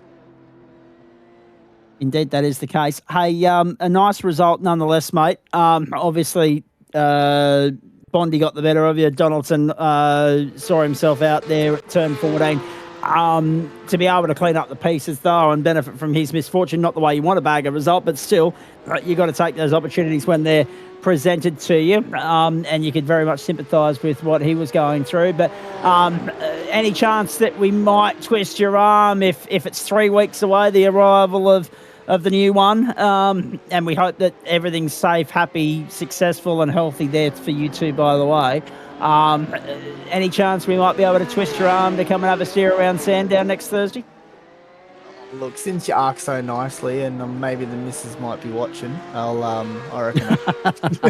I reckon I could. I could also, if you bring the GT4s back, I could tell her, look, I'm the reigning champion. I have to race again. I could probably get away with it. But I reckon the first, obviously, I reckon the first couple of weeks, obviously, I won't be around. But then I reckon it should be fine. She's not stopping me or nothing like that. I'm choosing to, obviously, help out and stuff like that, of course. But, I'll still be on here and there. Well, I was going to say, you are 50% accountable for what's about to happen in your lives. Let's be perfectly honest. But I would wager that the last 9 months for the other half has been far more heavy lifting of the 50% than what you've brought to the table so far. So it's nice that you're going to take your share of the freight when Bob enters the world, mate. But of course, hopefully we'll see you back here from time to time when circumstances allow you to be here. And how are all the preparations going? Everything in place, ready to rock and roll? No, everything's all set. Everything's all ready. Everything's all, sweet, good. It's just obviously, just waiting and her being frustrated that hasn't come out yet. So, look, I was going to say something really bad on the broadcast. But yeah, she holds it for 9 months, and yet I only, not going to say. Yeah, no, I know exactly what you're saying. Yeah, I'm not going to say it, but you know what I mean. So, no, she does all the heavy lifting. She's yes. Awesome. Yes. No, don't worry, Stefan. I made reference last night because I was out with friends on Tuesday night, and again, couple in your situation, they've just brought a bub into the world, and the bride of the couple overheard me congratulating the husband, and she said, "What are you congratulating him for?" I did all the heavy lifting and the carrying, and I basically insinuated that if he didn't deposit a successful swimmer, then she wouldn't have been carrying in the first place, and I don't think that went down terribly well. So, but I knew exactly what you're saying. We're on the same page, aren't we? Yeah. Yeah. No, my boss literally went to shake my privates and said, "Good job," because nobody obviously there's that good job guy, and feel the belly and stuff. They want to feel the girl's belly. No, anyway, we're getting into that. But no, it's been good. It's obviously an exciting thing that's happening. But and obviously I don't want to commit halfway through a season and then I can't. No, that's right. So, but hopefully, see how life goes, and hopefully I'll be back halfway through next season or early next season. Like I want to get back into it. I obviously want to fight for those championships because that plaque is very beautiful, sitting on my desk at the moment. So, would want to definitely come back and you know what I mean, have a bit more of a commitment. Yeah. I don't mean to drag us any further into the gutter than what we've already dived, but I'm going to, right? Because I can't help myself. And it's late and, bugger all people will be tuning in. On Mother's Day this year, right? You'll appreciate this. For the same reasons with everything you were just saying there, Nearly you'll appreciate it too. I have a tendency to have to bite my tongue on Mother's Day because all my friends of my age group sit there and they post a photo of the kid and they say, "Oh, thanks for making me a mum." And I just said to Mum, I said, "Don't start with any of that crap. Just go out and thank Dad." That's because without his involvement, his input, you don't get me in the first place. So I said, just go out and thank Dad for the fact that you're a mum, and let it be there. Let it be at that. I think she understood where I was coming from, but I don't think she appreciated the sentiment on Mother's Day itself. But that's another story. Anyway, I've got something really bad. I don't know. Is it late enough to? No. My dad says I'm a $2 bet, and he still hasn't got his $2.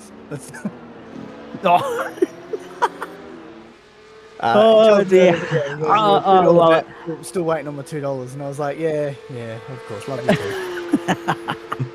Very nicely done. I think we're just about done on that note. It seems as though, as you were saying, mate, you've got everything sorted, everything organised. Obviously, just the waiting game, the patience game now. From your standpoint, obviously, this is a completely new chapter, a completely new venture. How are the nerves? How are you feeling about it all? Obviously, it's a huge change to the lifestyle. It's definitely it's different. It's a learning curve. It'll, we'll figure it out when we get through it. But no, we've got heaps of help, heaps of support. So it's we're good. We're sweet. We're just waiting for him to come out so I can get 2 weeks off of work. No, that's really bad when you say it like that. But it's true. It is. I tell you what, I need a break. I work too much. But look, end of the day, it's we're all set, we're all good, and just wanted to jump on, give the cup car a go because I got told it got a little bit of an update. I read it wrong anyway, but it felt okay to drive. It's just kind of annoying how the old cup car, I was up there with Hayden and Pedersen and not too far off those guys. I jump in this new Porsche car, I can't drive it, so it's kind of a little annoying with that fact. But look, end of the day, it just takes time. Just got to put some time into it. We may now have our early candidate for post-race interview segment of the year from Stefan Lawrence, ladies and gentlemen. He's been brilliant. Although that being said, the one that didn't make it to where with Chapo was top shelf as well. I nearly knows what I'm talking about there. I won't mention the words Corey Bernardi in front of him ever again. Now, Stefan, before I let you go, mate, as you say, 2 weeks off work coming up, completely new chapter. I only ask about the nerve level because my youngest sister, so I've got 2 younger sisters, one has had 2 bubs already, one's 10, the other's 1. Big gap between the 2, but she's 2 and done. It was a C-section and she told them to pluck all the tubes, extract them when they were bringing bub into the world, so they did that, so she's not bringing any more into the world. And then my littlest sister went and shocked us all by ending up pregnant herself this year. So I've got another nephew on the way, which I'm pleased to be able to share with everybody. Confirmation the other day that we've got a boy on the way, another Caban boy into the family, which is great fun. But I was interested about all of that because I know how apprehensive, how anxious, how nervous my little sister is. But different feelings, different people, how everybody handles those situations. It varies entirely and depends entirely on what the plan of attack is and whether the I's are dotted and the T's are crossed. And I think because it was a little bit of a shock to the system to Natalia, I think that's just opened the floodgates, so to speak. So it's now just a case of containing them. But that, by the way, ladies and gentlemen, is exactly why. Nearly thought we were getting out of here after we said goodbye to Stefan, but Dave Oliver's just arrived. So you might be right. It might end up going an hour yet because Oliver loves the chat as much as the next bloke. But yeah, no, different horses for courses. So that's why I asked that question, mate, purely out of personal curiosity because, as I say, I got a young sister at the moment that's sweating bullets. But that is why I'll be broadcasting to you out of Cessnock for much of Term 4, which I'm not complaining about either because it means progressive civilization and daylight savings. So I'm not going to be complaining at all about that. There'll be a nice finger salute out the rear view mirror as I leave Queensland in October. Don't worry about that. Stefan, who would you like to thank, buddy, before we let you go? I'd like to thank all the boys as much as, it's obviously, they've all got their things going on in life. Just want to thank them. All the sponsors, thanks to them. I'm not going to name them. They're too far away. And obviously you guys, consistently putting out awesome races and awesome commentary every week, every day, besides Sunday. And Tuesday. Well, and Tuesday, sorry, I forgot about that one. And of course, we're not on air on Friday or Saturday at the moment, but that's okay. We'll take it. We'll take a compliment and run with it. We do appreciate it. And thank you for your comedy as well, Zach. Appreciate it. No, thank you. I'm glad someone acknowledges it. Thank you. You're welcome back here anytime you like, Stefan Lawrence. Thank you. I'd rock up uninvited anyway, but actually, can I just say on that subject before we let you go, and you've been remarkably good with your time, and it's been great to actually chew the fat with you and talk about a few other things here, because obviously with only a couple of guys in the booth for a chat, we've had a chance to extend a little bit tonight. On the subject of comedians, you might remember the whole Marty Sheargold debacle last year, and how cancel culture grabbed hold of him and fed him to the friggin' wolves, right? He's jumped onto a podcast with somebody else that was also a victim of cancel culture during the COVID pandemic because she didn't take the usual stance of all the celebrities that were ramming the do the right thing message down your throat. His name is Marty Sheargold. He's had a chat with Sam Frost and fellow former Home and Away actress Sarah Roberts. It's on their YouTube channel. It is a ripping yarn, and I encourage everybody to go and have a look at that. It is, I just want to get the name of it right so that you search the right thing on YouTube, folks. But, I mean, they've started this new podcast series this year with Emily Weir and Rove McManus has jumped in and had a chat to him, a few others as well. Life After Radio with Marty Sheargold. It's the Cracking On podcast, and it is a ripping yarn about cancel culture and the adversity and how you bounce back from that. And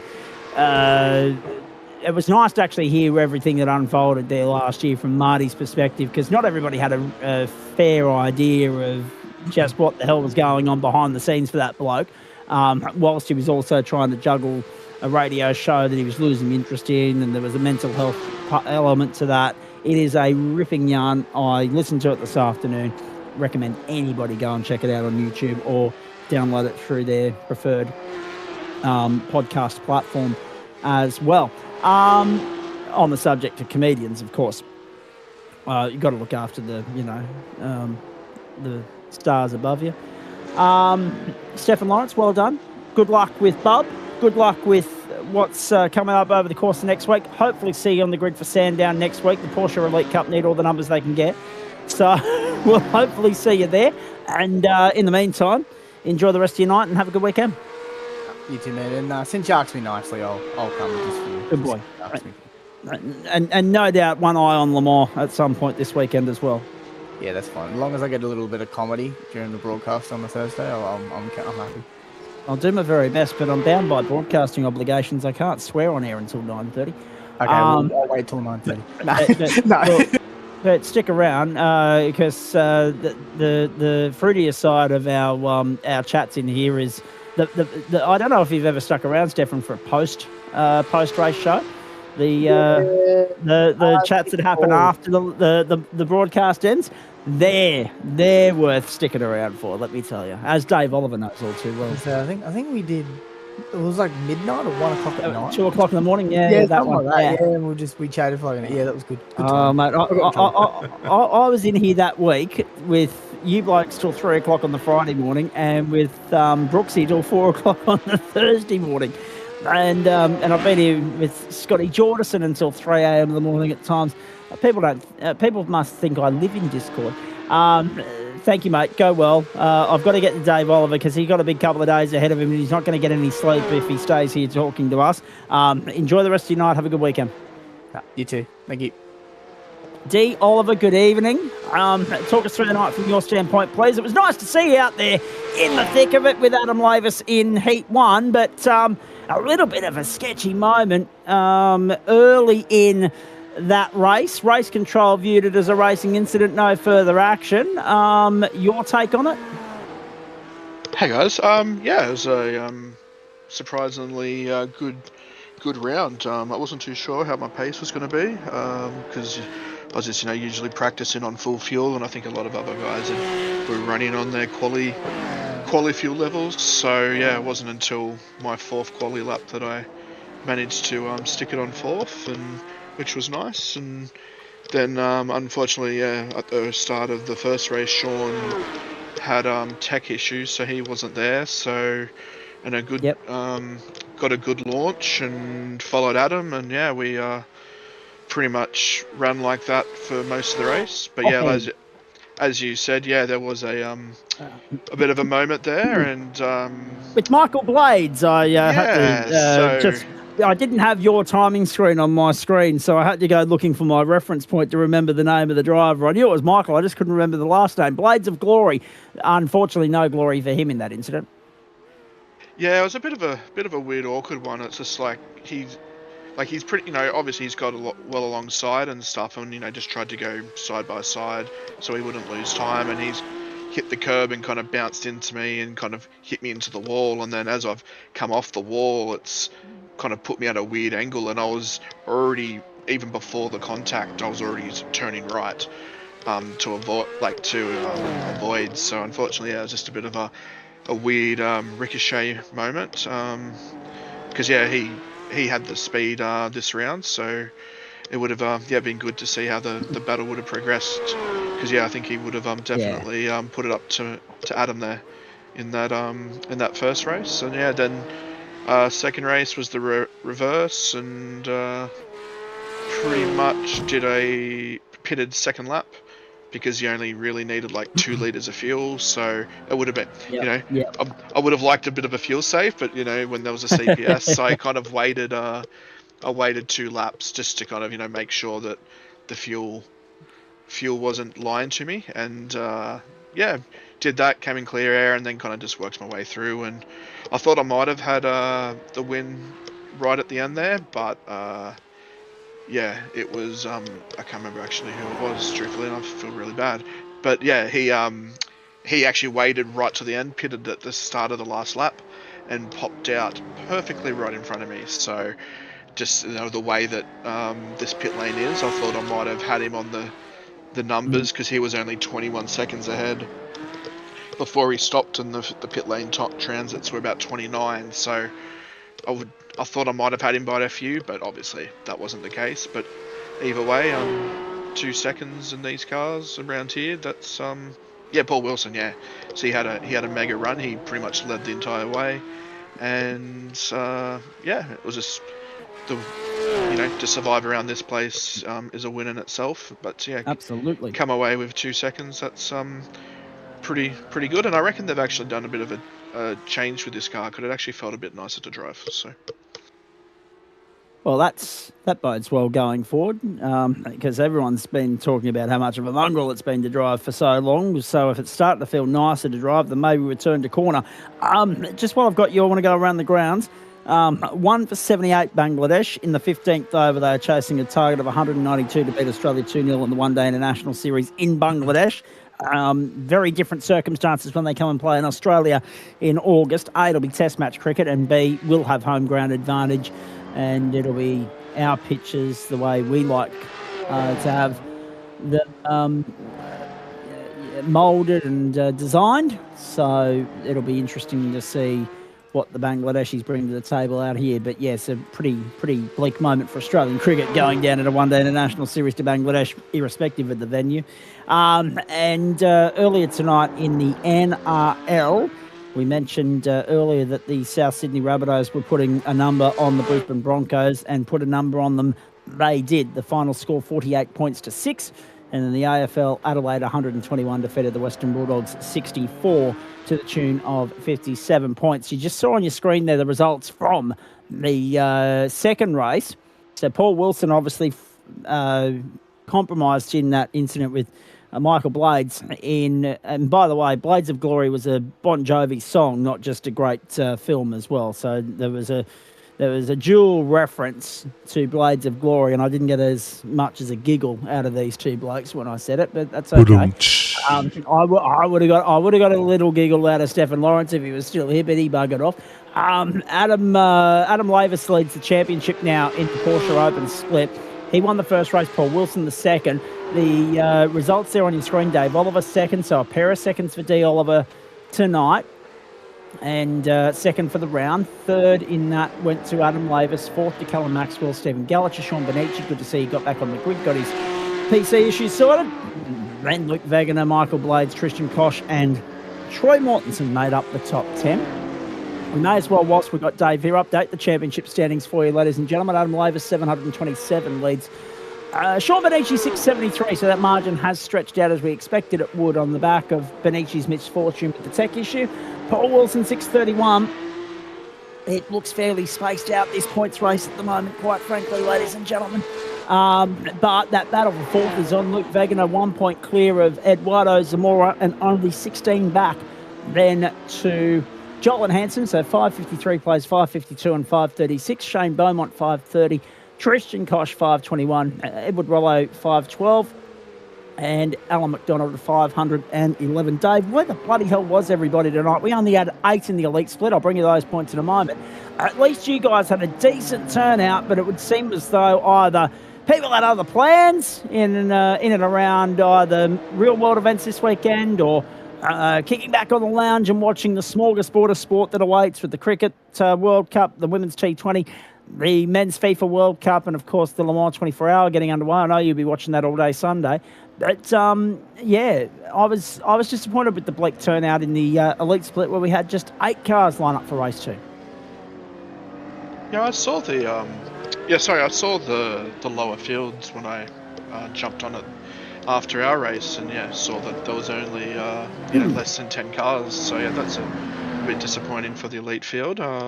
But maybe just that towards the end of the season, hopefully next week we'll the elites will see a handful of more people come back because it's the last round, and then yeah, see what happens over the break for the next season if there's a combine or not. Indeed, we will. And we're looking forward to seeing how it all looks for Term 3. Hopefully by this time next Thursday night, Matt Schmidt and I will be able to bring you that information. But if not, keep an eye on the club's socials with regards to what's on where and when and why and how, and who when we get to Term 3, which gets underway Monday, July 6, on the back of a pretty big weekend, actually, in the United States, it's fair to point out. The July 4th weekend, of course. Now, Dave, whilst we've got you, obviously nice to see you out there in the Porsches. You've got a big weekend ahead behind the lens. And then all eyes on Le Mans. No doubt you've probably had a look at some of the practice and qualifying highlights already. Yeah, I stupidly kind of stayed up a bit last night to watch to watch some of the practice and the first lot of the qualies. So yeah, it's pretty cool to see how everything is going and how some new drivers from different teams have adapted to to the prototypes. Like Dorian Pinn, she absolutely smashed it, which was awesome, and it was great to also see the Genesis Magna cars. Both of them did. I won't say where, but they did really well. So it was cool to see how they went, and yeah, it'll be an interesting shootout later this morning tonight. So yeah. Yes. I'll bring everybody those important times in just a few moments.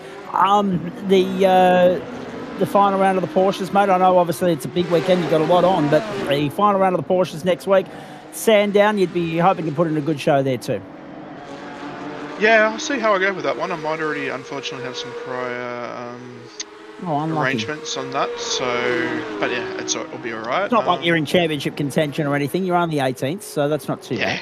Yeah, I've only done a couple of rounds of these, so but yeah, I'll see what happens. If I'm around, I'm around. If not, then I'll see how I go next season.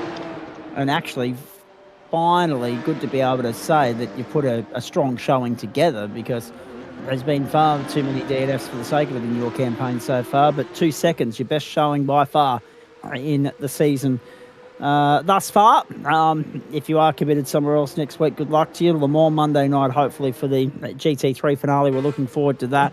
And we know you'll be busy over the course of this weekend at Sydney Motorsport Park. There's a lot on this weekend in Australian motorsport, and poor timing, really, given world events are going to firmly take centre stage and really probably drown them out of getting any sort of traction in social media and whatever else. But it is what it is. 52 weeks in a season, and this may well be the biggest one of the lot. St. Pete, great circuit, I think. We see it with the IndyCars all the time, and we haven't been disappointed by what we've seen so far here, Dave. I hope we'll see more racing here going forward. It's a challenging little racetrack, but by gee, it's rewarding when you get it right.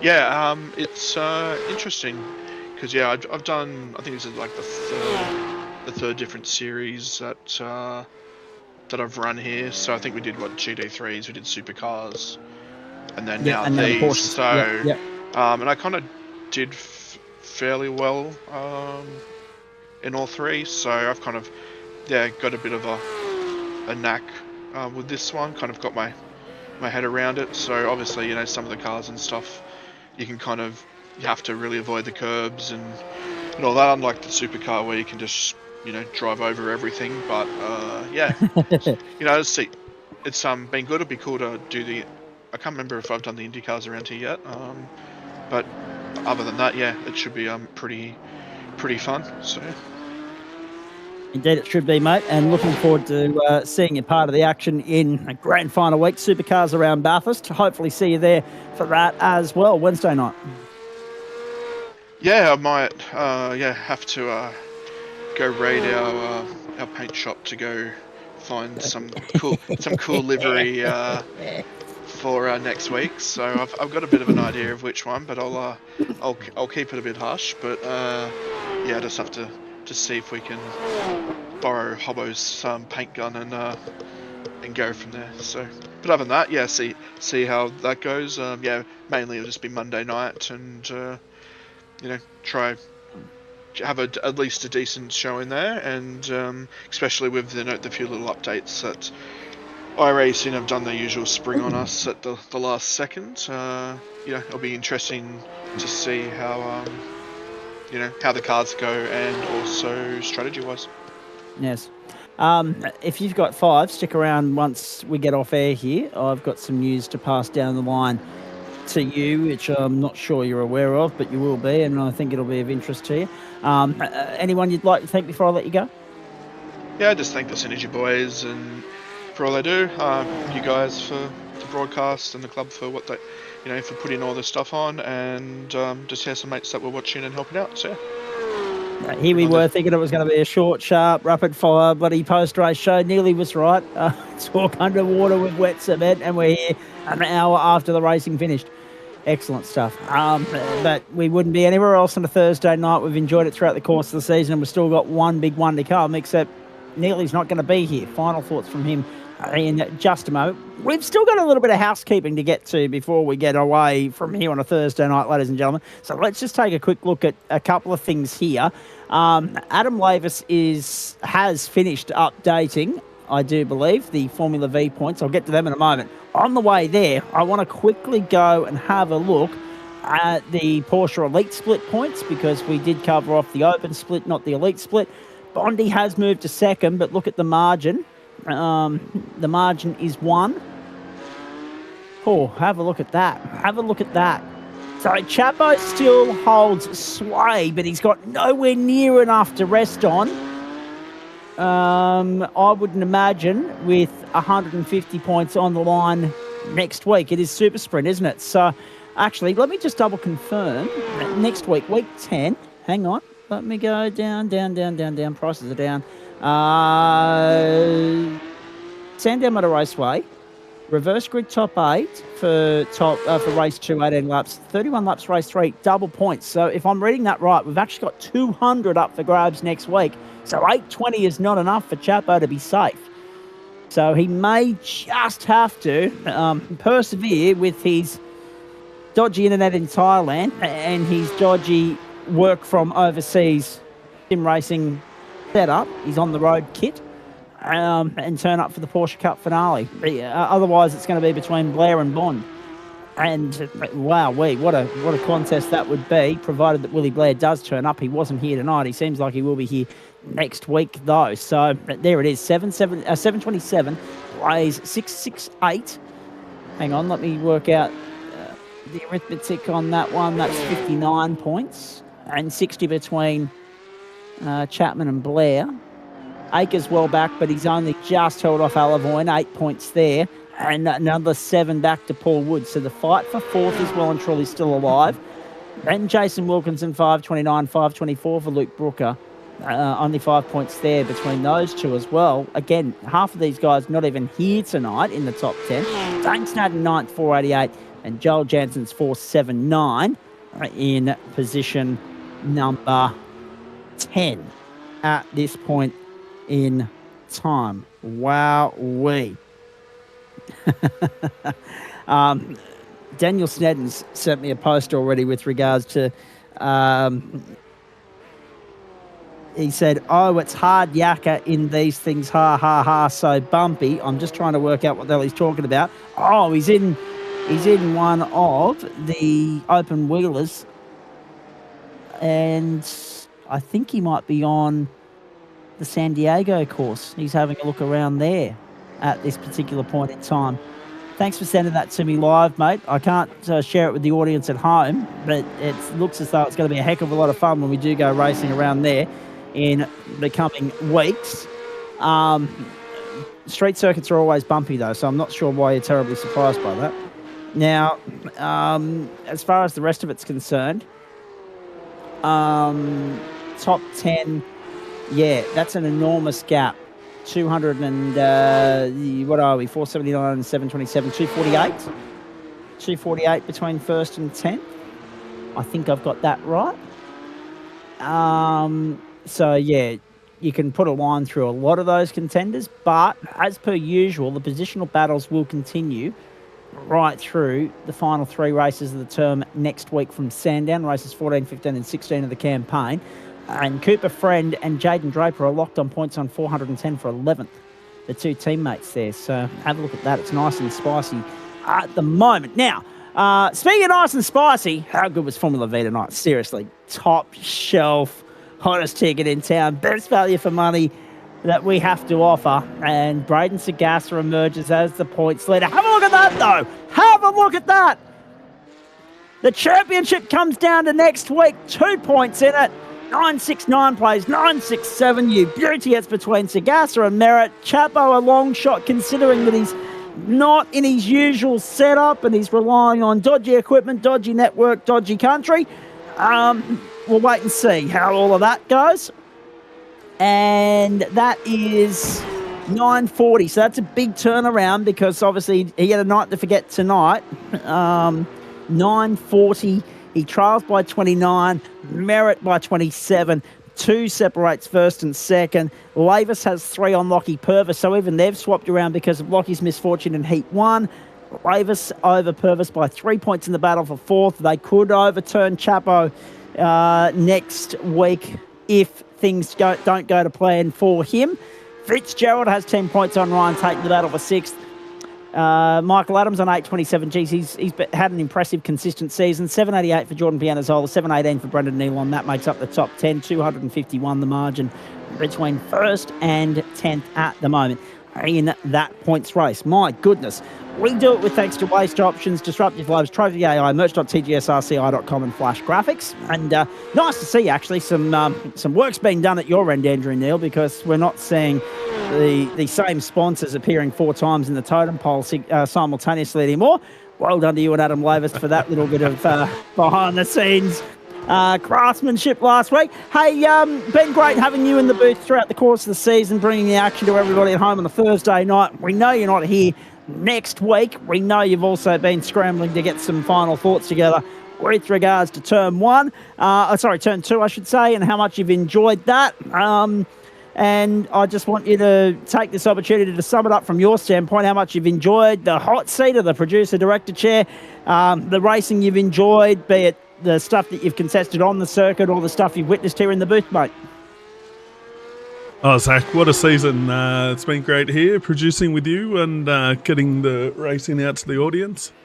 From Imola through to Sandown next week, the racing's just been unreal. Both elite and open titles still wide open as well. Excellent work. Yeah, that's it. That's it. My final thought. You certainly cannot ask for much more than that. For the titles to be on the line going into the final week of the season, we're very excited about that. No, it's been a pleasure to have you here, mate. And I think we owe you a serious thank you as well. I know we sit in here and take the piss from time to time, but and we have a lot of fun in the process. We wouldn't be here if we didn't have fun. Let's be perfectly honest about that, upfront about that from the outset. Hold our hand high and own that, because the fun is the thing that keeps dragging us back in term on term, year on year. But the audience at home owe you and Matt Schmidt a big thank you, because at the end of the day, we didn't have a live Thursday night broadcast until you two put your hand up and said, look, if we can split the duties, one does the entree, one does the main course, we can make it work. You have, and it's been great to be able to be the mainstay in that, have the baton change between the producer and director and have the same commentator broadcast to broadcast. It's been great fun, and hopefully more of the same in Term 3, mate. What does the break look like, and what are you gonna drive when you jump back in the rig at the start of next term? Are we going to see you in the GT3 again? Absolutely not.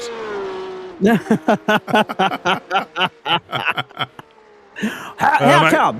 Hey, I've got to get out of Pro. I have to get out of Pro. Okay. So, I'll see how my pleading your case for some leniency and discretion from Adam Lavis, is it? I'm begging for a special card. Oh, I love it. Oh, I love Now, you know it. How what? good. I'd love to do the Formula Vs, Formula 1600s, something new, something that I haven't raced before. Even the 86s, they're a lot of fun. We'll have to wait and see what comes out in the wash next season, and I'll choose then. All right, very nicely done. And we still wait with bated breath to see what the schedule is going to look like for next term. We're very excited about that. Well done to you, mate. Enjoy the break. Enjoy the trip to Sydney. Enjoy the time off. We'll see you on the 9th of July when the new term gets underway for Thursday night motorsport, but we've still got plenty coming your way on the platforms of the Gentleman Sim Racing Club. So let's just take a quick look ahead for you now. Tomorrow night, the Gentleman's Endurance Championship comes to you from Nick Fodiatis' least favourite venue in world motorsport, Sebring International Raceway. 105 minutes of Sebring, ladies and gentlemen. There aren't too many people that would be signing up for that one if they weren't keen, because speaking of bumpy real estate, that is right up there with the best of them. That's 300 kilometres tomorrow night. It's 105 minutes. Make a note of that. It's actually a little bit longer tomorrow night. 105 minutes, 300 kilometres. They reckon they can squeeze an extra 100 kilometres of racing out of an extra 30 minutes, and they probably can around Sebring, high average speed and all that jazz. 8:30 Eastern Standard Time, no broadcast as per usual on a Friday night this term, but with Joe Baldwin slowly getting back into some sort of organisation over there with the house move and everything else, and it's all gone beautifully well for him. It's just been a tiring and tedious and timely consuming, costly process. Hopefully we'll have him back on a Friday night next term, and hopefully we'll be here on a Friday night next term to bring you what I suspect might be IndyCar, considering that we haven't had that yet this year, and it's always one of our favourite Friday night offerings on the GSRC platforms. But the GTE Gentlemen's Endurance Championship's been fantastic, and we wish everybody the best of luck with that tomorrow night from Sebring. I'm away next Friday night, but if there's a broadcast of the grand finale, make sure you tune in for that. I know the boys were able to do round one, and that was the plan, that we'd play it by ear, and if there was an availability to do the broadcast, we would. But everyone's leading very busy lives at the moment. Now, do we have to do a wheel spin tonight, or is Adam going to take care of that for us? No, we absolutely do. Okay, well, we better do that now then, before I go on with this schedule, if you don't mind, just so that I can confirm what the car of choice is. I almost forgot about that. I saw it and I was like, hang on, where's the wheel? Let's spin the wheel. What have we got on there? We've got the MX-5 Miata, the GT1, the GT4, the GT3, and the Formula Ford. Okay, Mr. Spinner, come in. MtnMen car of choice for week 9 of term 2 is Legacy GT3. There you go. Legacy GT3. Some good machinery in there too, by the way, ladies and gentlemen. That is Saturday night, 8 p.m, 32 laps, 200 kilometres, Mount Panorama. If you're not already going to be sick of GT3 racing after this weekend watching the sports cars around Le Mans, come back on Monday night for a second dose of GT3 in the form of the main course from the Circuit de la Sarthe. Now, make a note of this.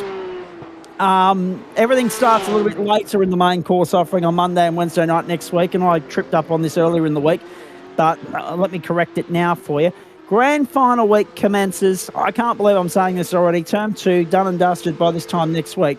Monday night motorsport comes to you live from Circuit Park Zandvoort from 7:25 Eastern Standard Time. That is the grand finale of Waste Options Formula 3. Aidan Cale has already wrapped up the championship, but the battle for the minor positions and placings will play out throughout the course of 45 minutes. That is a race that contains 2 compulsory pit stop requirements, and that is 45 minutes of journey, 7:25 Eastern. Now, because that's a later finish there, we have an 8:45 start Eastern Standard Time for GT3. From the Circuit de la Sarthe, too much Le Mans, never enough. The Majors 24 last weekend, the Real World this weekend, and then 90 minutes Monday night just for the sake of it.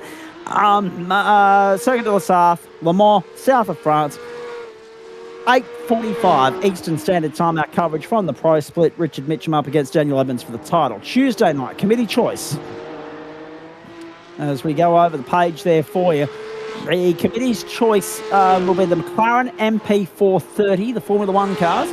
That will be, I just realised what the issue is there. We've got last term's graphics. I was wondering what the hell was going on. We've got last term's graphics. So disregard some of the signage there, ladies and gentlemen, but at least the text is quite accurate. So Tuesday night, the GSRC Committee's choice will be the McLaren MP430, the Formula One car from the Circuit de Spa-Francorchamps. It's a 50-minute race. The server opens at 7 o'clock. More information to follow next week for anyone competing in Committee's choice. Wednesday night, Adam Lavis and I are here for you, or with you rather, for, now, make a note of this, right? I'm boycotting State of Origin. The thing that I'll be watching whilst we're on air next Wednesday night will be Australia up against Bangladesh in the Women's T20 World Cup. We'll have live around the grounds updates from that. The Origin can get stuff because the ref's going to ruin it again. It'll be 14 on 12 at some point, I'm sure, or 14 on 13. It doesn't matter. And Queensland aren't winning that one. New South Wales 2-0 and Queensland win the dead rubber at Lang Park. So, yes, if you are going to watch all three of those events, you need 3 big screens, ladies and gentlemen. Set it up. Set your mega wall up next week. Set your sports bar up and keep it set up for the next 6 or 7 weeks, because between the FIFA World Cup, the Commonwealth Games, the Tour de France, Wimbledon, and everything else going on, you're going to need more screens than you can poke a stick at. We are here on Wednesday night for a quadruple dose of racing from Mount Panorama Bathurst, a super sprint for the Toyota 86s, first up, 7:25 Eastern Standard Time. That championship between Braden Sagassa and Ben Snell goes right down to the wire from Mount Panorama Bathurst, and it is live and exclusive. 10, 15 and 25 minutes, the lengths of those 3 races. 10, 15 and 25, invert top 8, invert top 12. And as a result of the extra race there, the supercar race starts from 9 p.m. Eastern Standard Time from Mount Panorama Bathurst. It is the Enduro. The title's on the line, the Elite and the Dev. Split 9 p.m. Eastern Time, 60-minute Enduro. Hope you can join us for that. Thursday night, Formula V. Disruptive Labs Formula V. They won't top what we saw tonight. They will not top Willow Springs. We go to the Ben Motorsport Park in South Australia, Shell V-Power Motorsport Park. The West configuration, 3-race super sprint triple treat for the final time this term. Races 28, 29, 30, and as you just saw there, that championship's going to go right down to the wire. Then from 8:45 Eastern, so the same time as we've been bringing it to you all term, that's the only one that doesn't change next week, the Porsche Cup from Sandown, 3-race super sprint. At this stage, open, elite is the order of the broadcast there. Open, elite. But if that changes, you'll be the first to know. Looking forward to that immensely. If you want to get involved in what we do, race.tgsrci.com is the place to go for all the relevant up-to-date information about the who, what, when, where, why, and how of the GSRC. And if you want to buy some merchant paraphernalia, it's not too late to do it. Plenty available. And always an occasion in which you need a present or something to give someone for some reason. Rather than a gift card, go a GSRC bit of merchandise. GSRCmerch.myshopify.com. Merch.tgsrci.com is where you go for all the relevant information. Now, July 6th is the commencement of term 3. More on that next week. And it is an enormous weekend of sports. So let's just quickly cover off what you can look forward to before we say goodbye. Set the alarm early, folks. 4 a.m. tomorrow morning, FIFA World Cup gets underway. The match between Mexico and South Africa at 5 a.m. At 10 a.m. tomorrow morning, the Stanley Cup continues. How good's that been? Game 5 of the final series. 2-2 the score, so we're going to at least 6, maybe 7 games there, going the distance. It'll be good fun. That's on ESPN. And at 11:30 a.m., Korea versus the Czech Republic, the next match in the FIFA World Cup. The swimming championships continue tomorrow night and Saturday night, wrapping up the weekend. Le Mans Hyperpole tomorrow morning at 4 a.m. for the enthusiasts among us like Dave Oliver. So looking forward to that, and final practice at 7 a.m. if you don't mind. So it's all looking very nice for racing fans tomorrow morning. Now, on that subject, the AFL, the NRL, the Super Rugby finals all on this weekend. The Speed Series from Queensland Raceway, Spanish Formula One Grand Prix, Women's T20 World Cup, that is on Amazon Prime, but you can watch it for free on Amazon Prime. You just need an account, not a subscription plan. You can watch the cricket for free on Amazon Prime. The 24 Hours of Le Mans is exclusive to Stan Sport. The race start midnight, Saturday night into Sunday morning. Race day coverage from 11 p.m. The warm-up before that, of course, as well. go the Swannies up against Port Adelaide on Saturday night. Now, also, Bangladesh, Australia, update from there as we go. 3 for 108 Bangladesh. They need 84 off 125 balls. They should piss that in, and it'll be 2-0 and a series victory to Bangladesh. That's a new low for Australian cricket, let's be honest. But well done to the Bangladeshis. They're improving leaps and bounds. World Superbikes from Mazzano, Formula One from Spain, the Barcelona-Catalunya circuit hosting what used to be the Spanish Grand Prix. World Superbikes from Mazzano, I've already said. Super WAFL. Monday morning, NASCAR from Pocono. That's at 4:30 a.m. The NBA Finals continue on Saturday night American time, Sunday morning Eastern time, 10 a.m. on ESPN as well. New York up 3-1 there at the moment as well. So I think we've covered all of that off.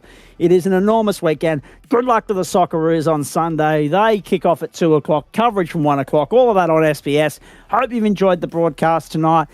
It's been a lot of fun. Big thanks to Andrew Neil for his efforts throughout the course of the season. Big thanks to you at home for tuning in and staying with us for the duration. We look forward to your company again. Same time, same place next week. Adelaide too good for the Western Bulldogs in the AFL. The Rabbitohs smash the Broncos in the NRL. And Bangladesh are about to hand Australia a hiding in the one-day international. That continues on Fox Cricket as we say goodnight to you. And you can watch all the action from the Le Mans 24-hour practice on Stan until we see you on Monday night for the commencement of grand final week of this 25th season on the platforms of the Gentleman Sim Racing Club. On behalf of Matt Schmidtke, Andrew Neil, the entire broadcast commentary and production team, I'm Zach Capen. Go out and have yourself a great weekend, everybody. Bye for now.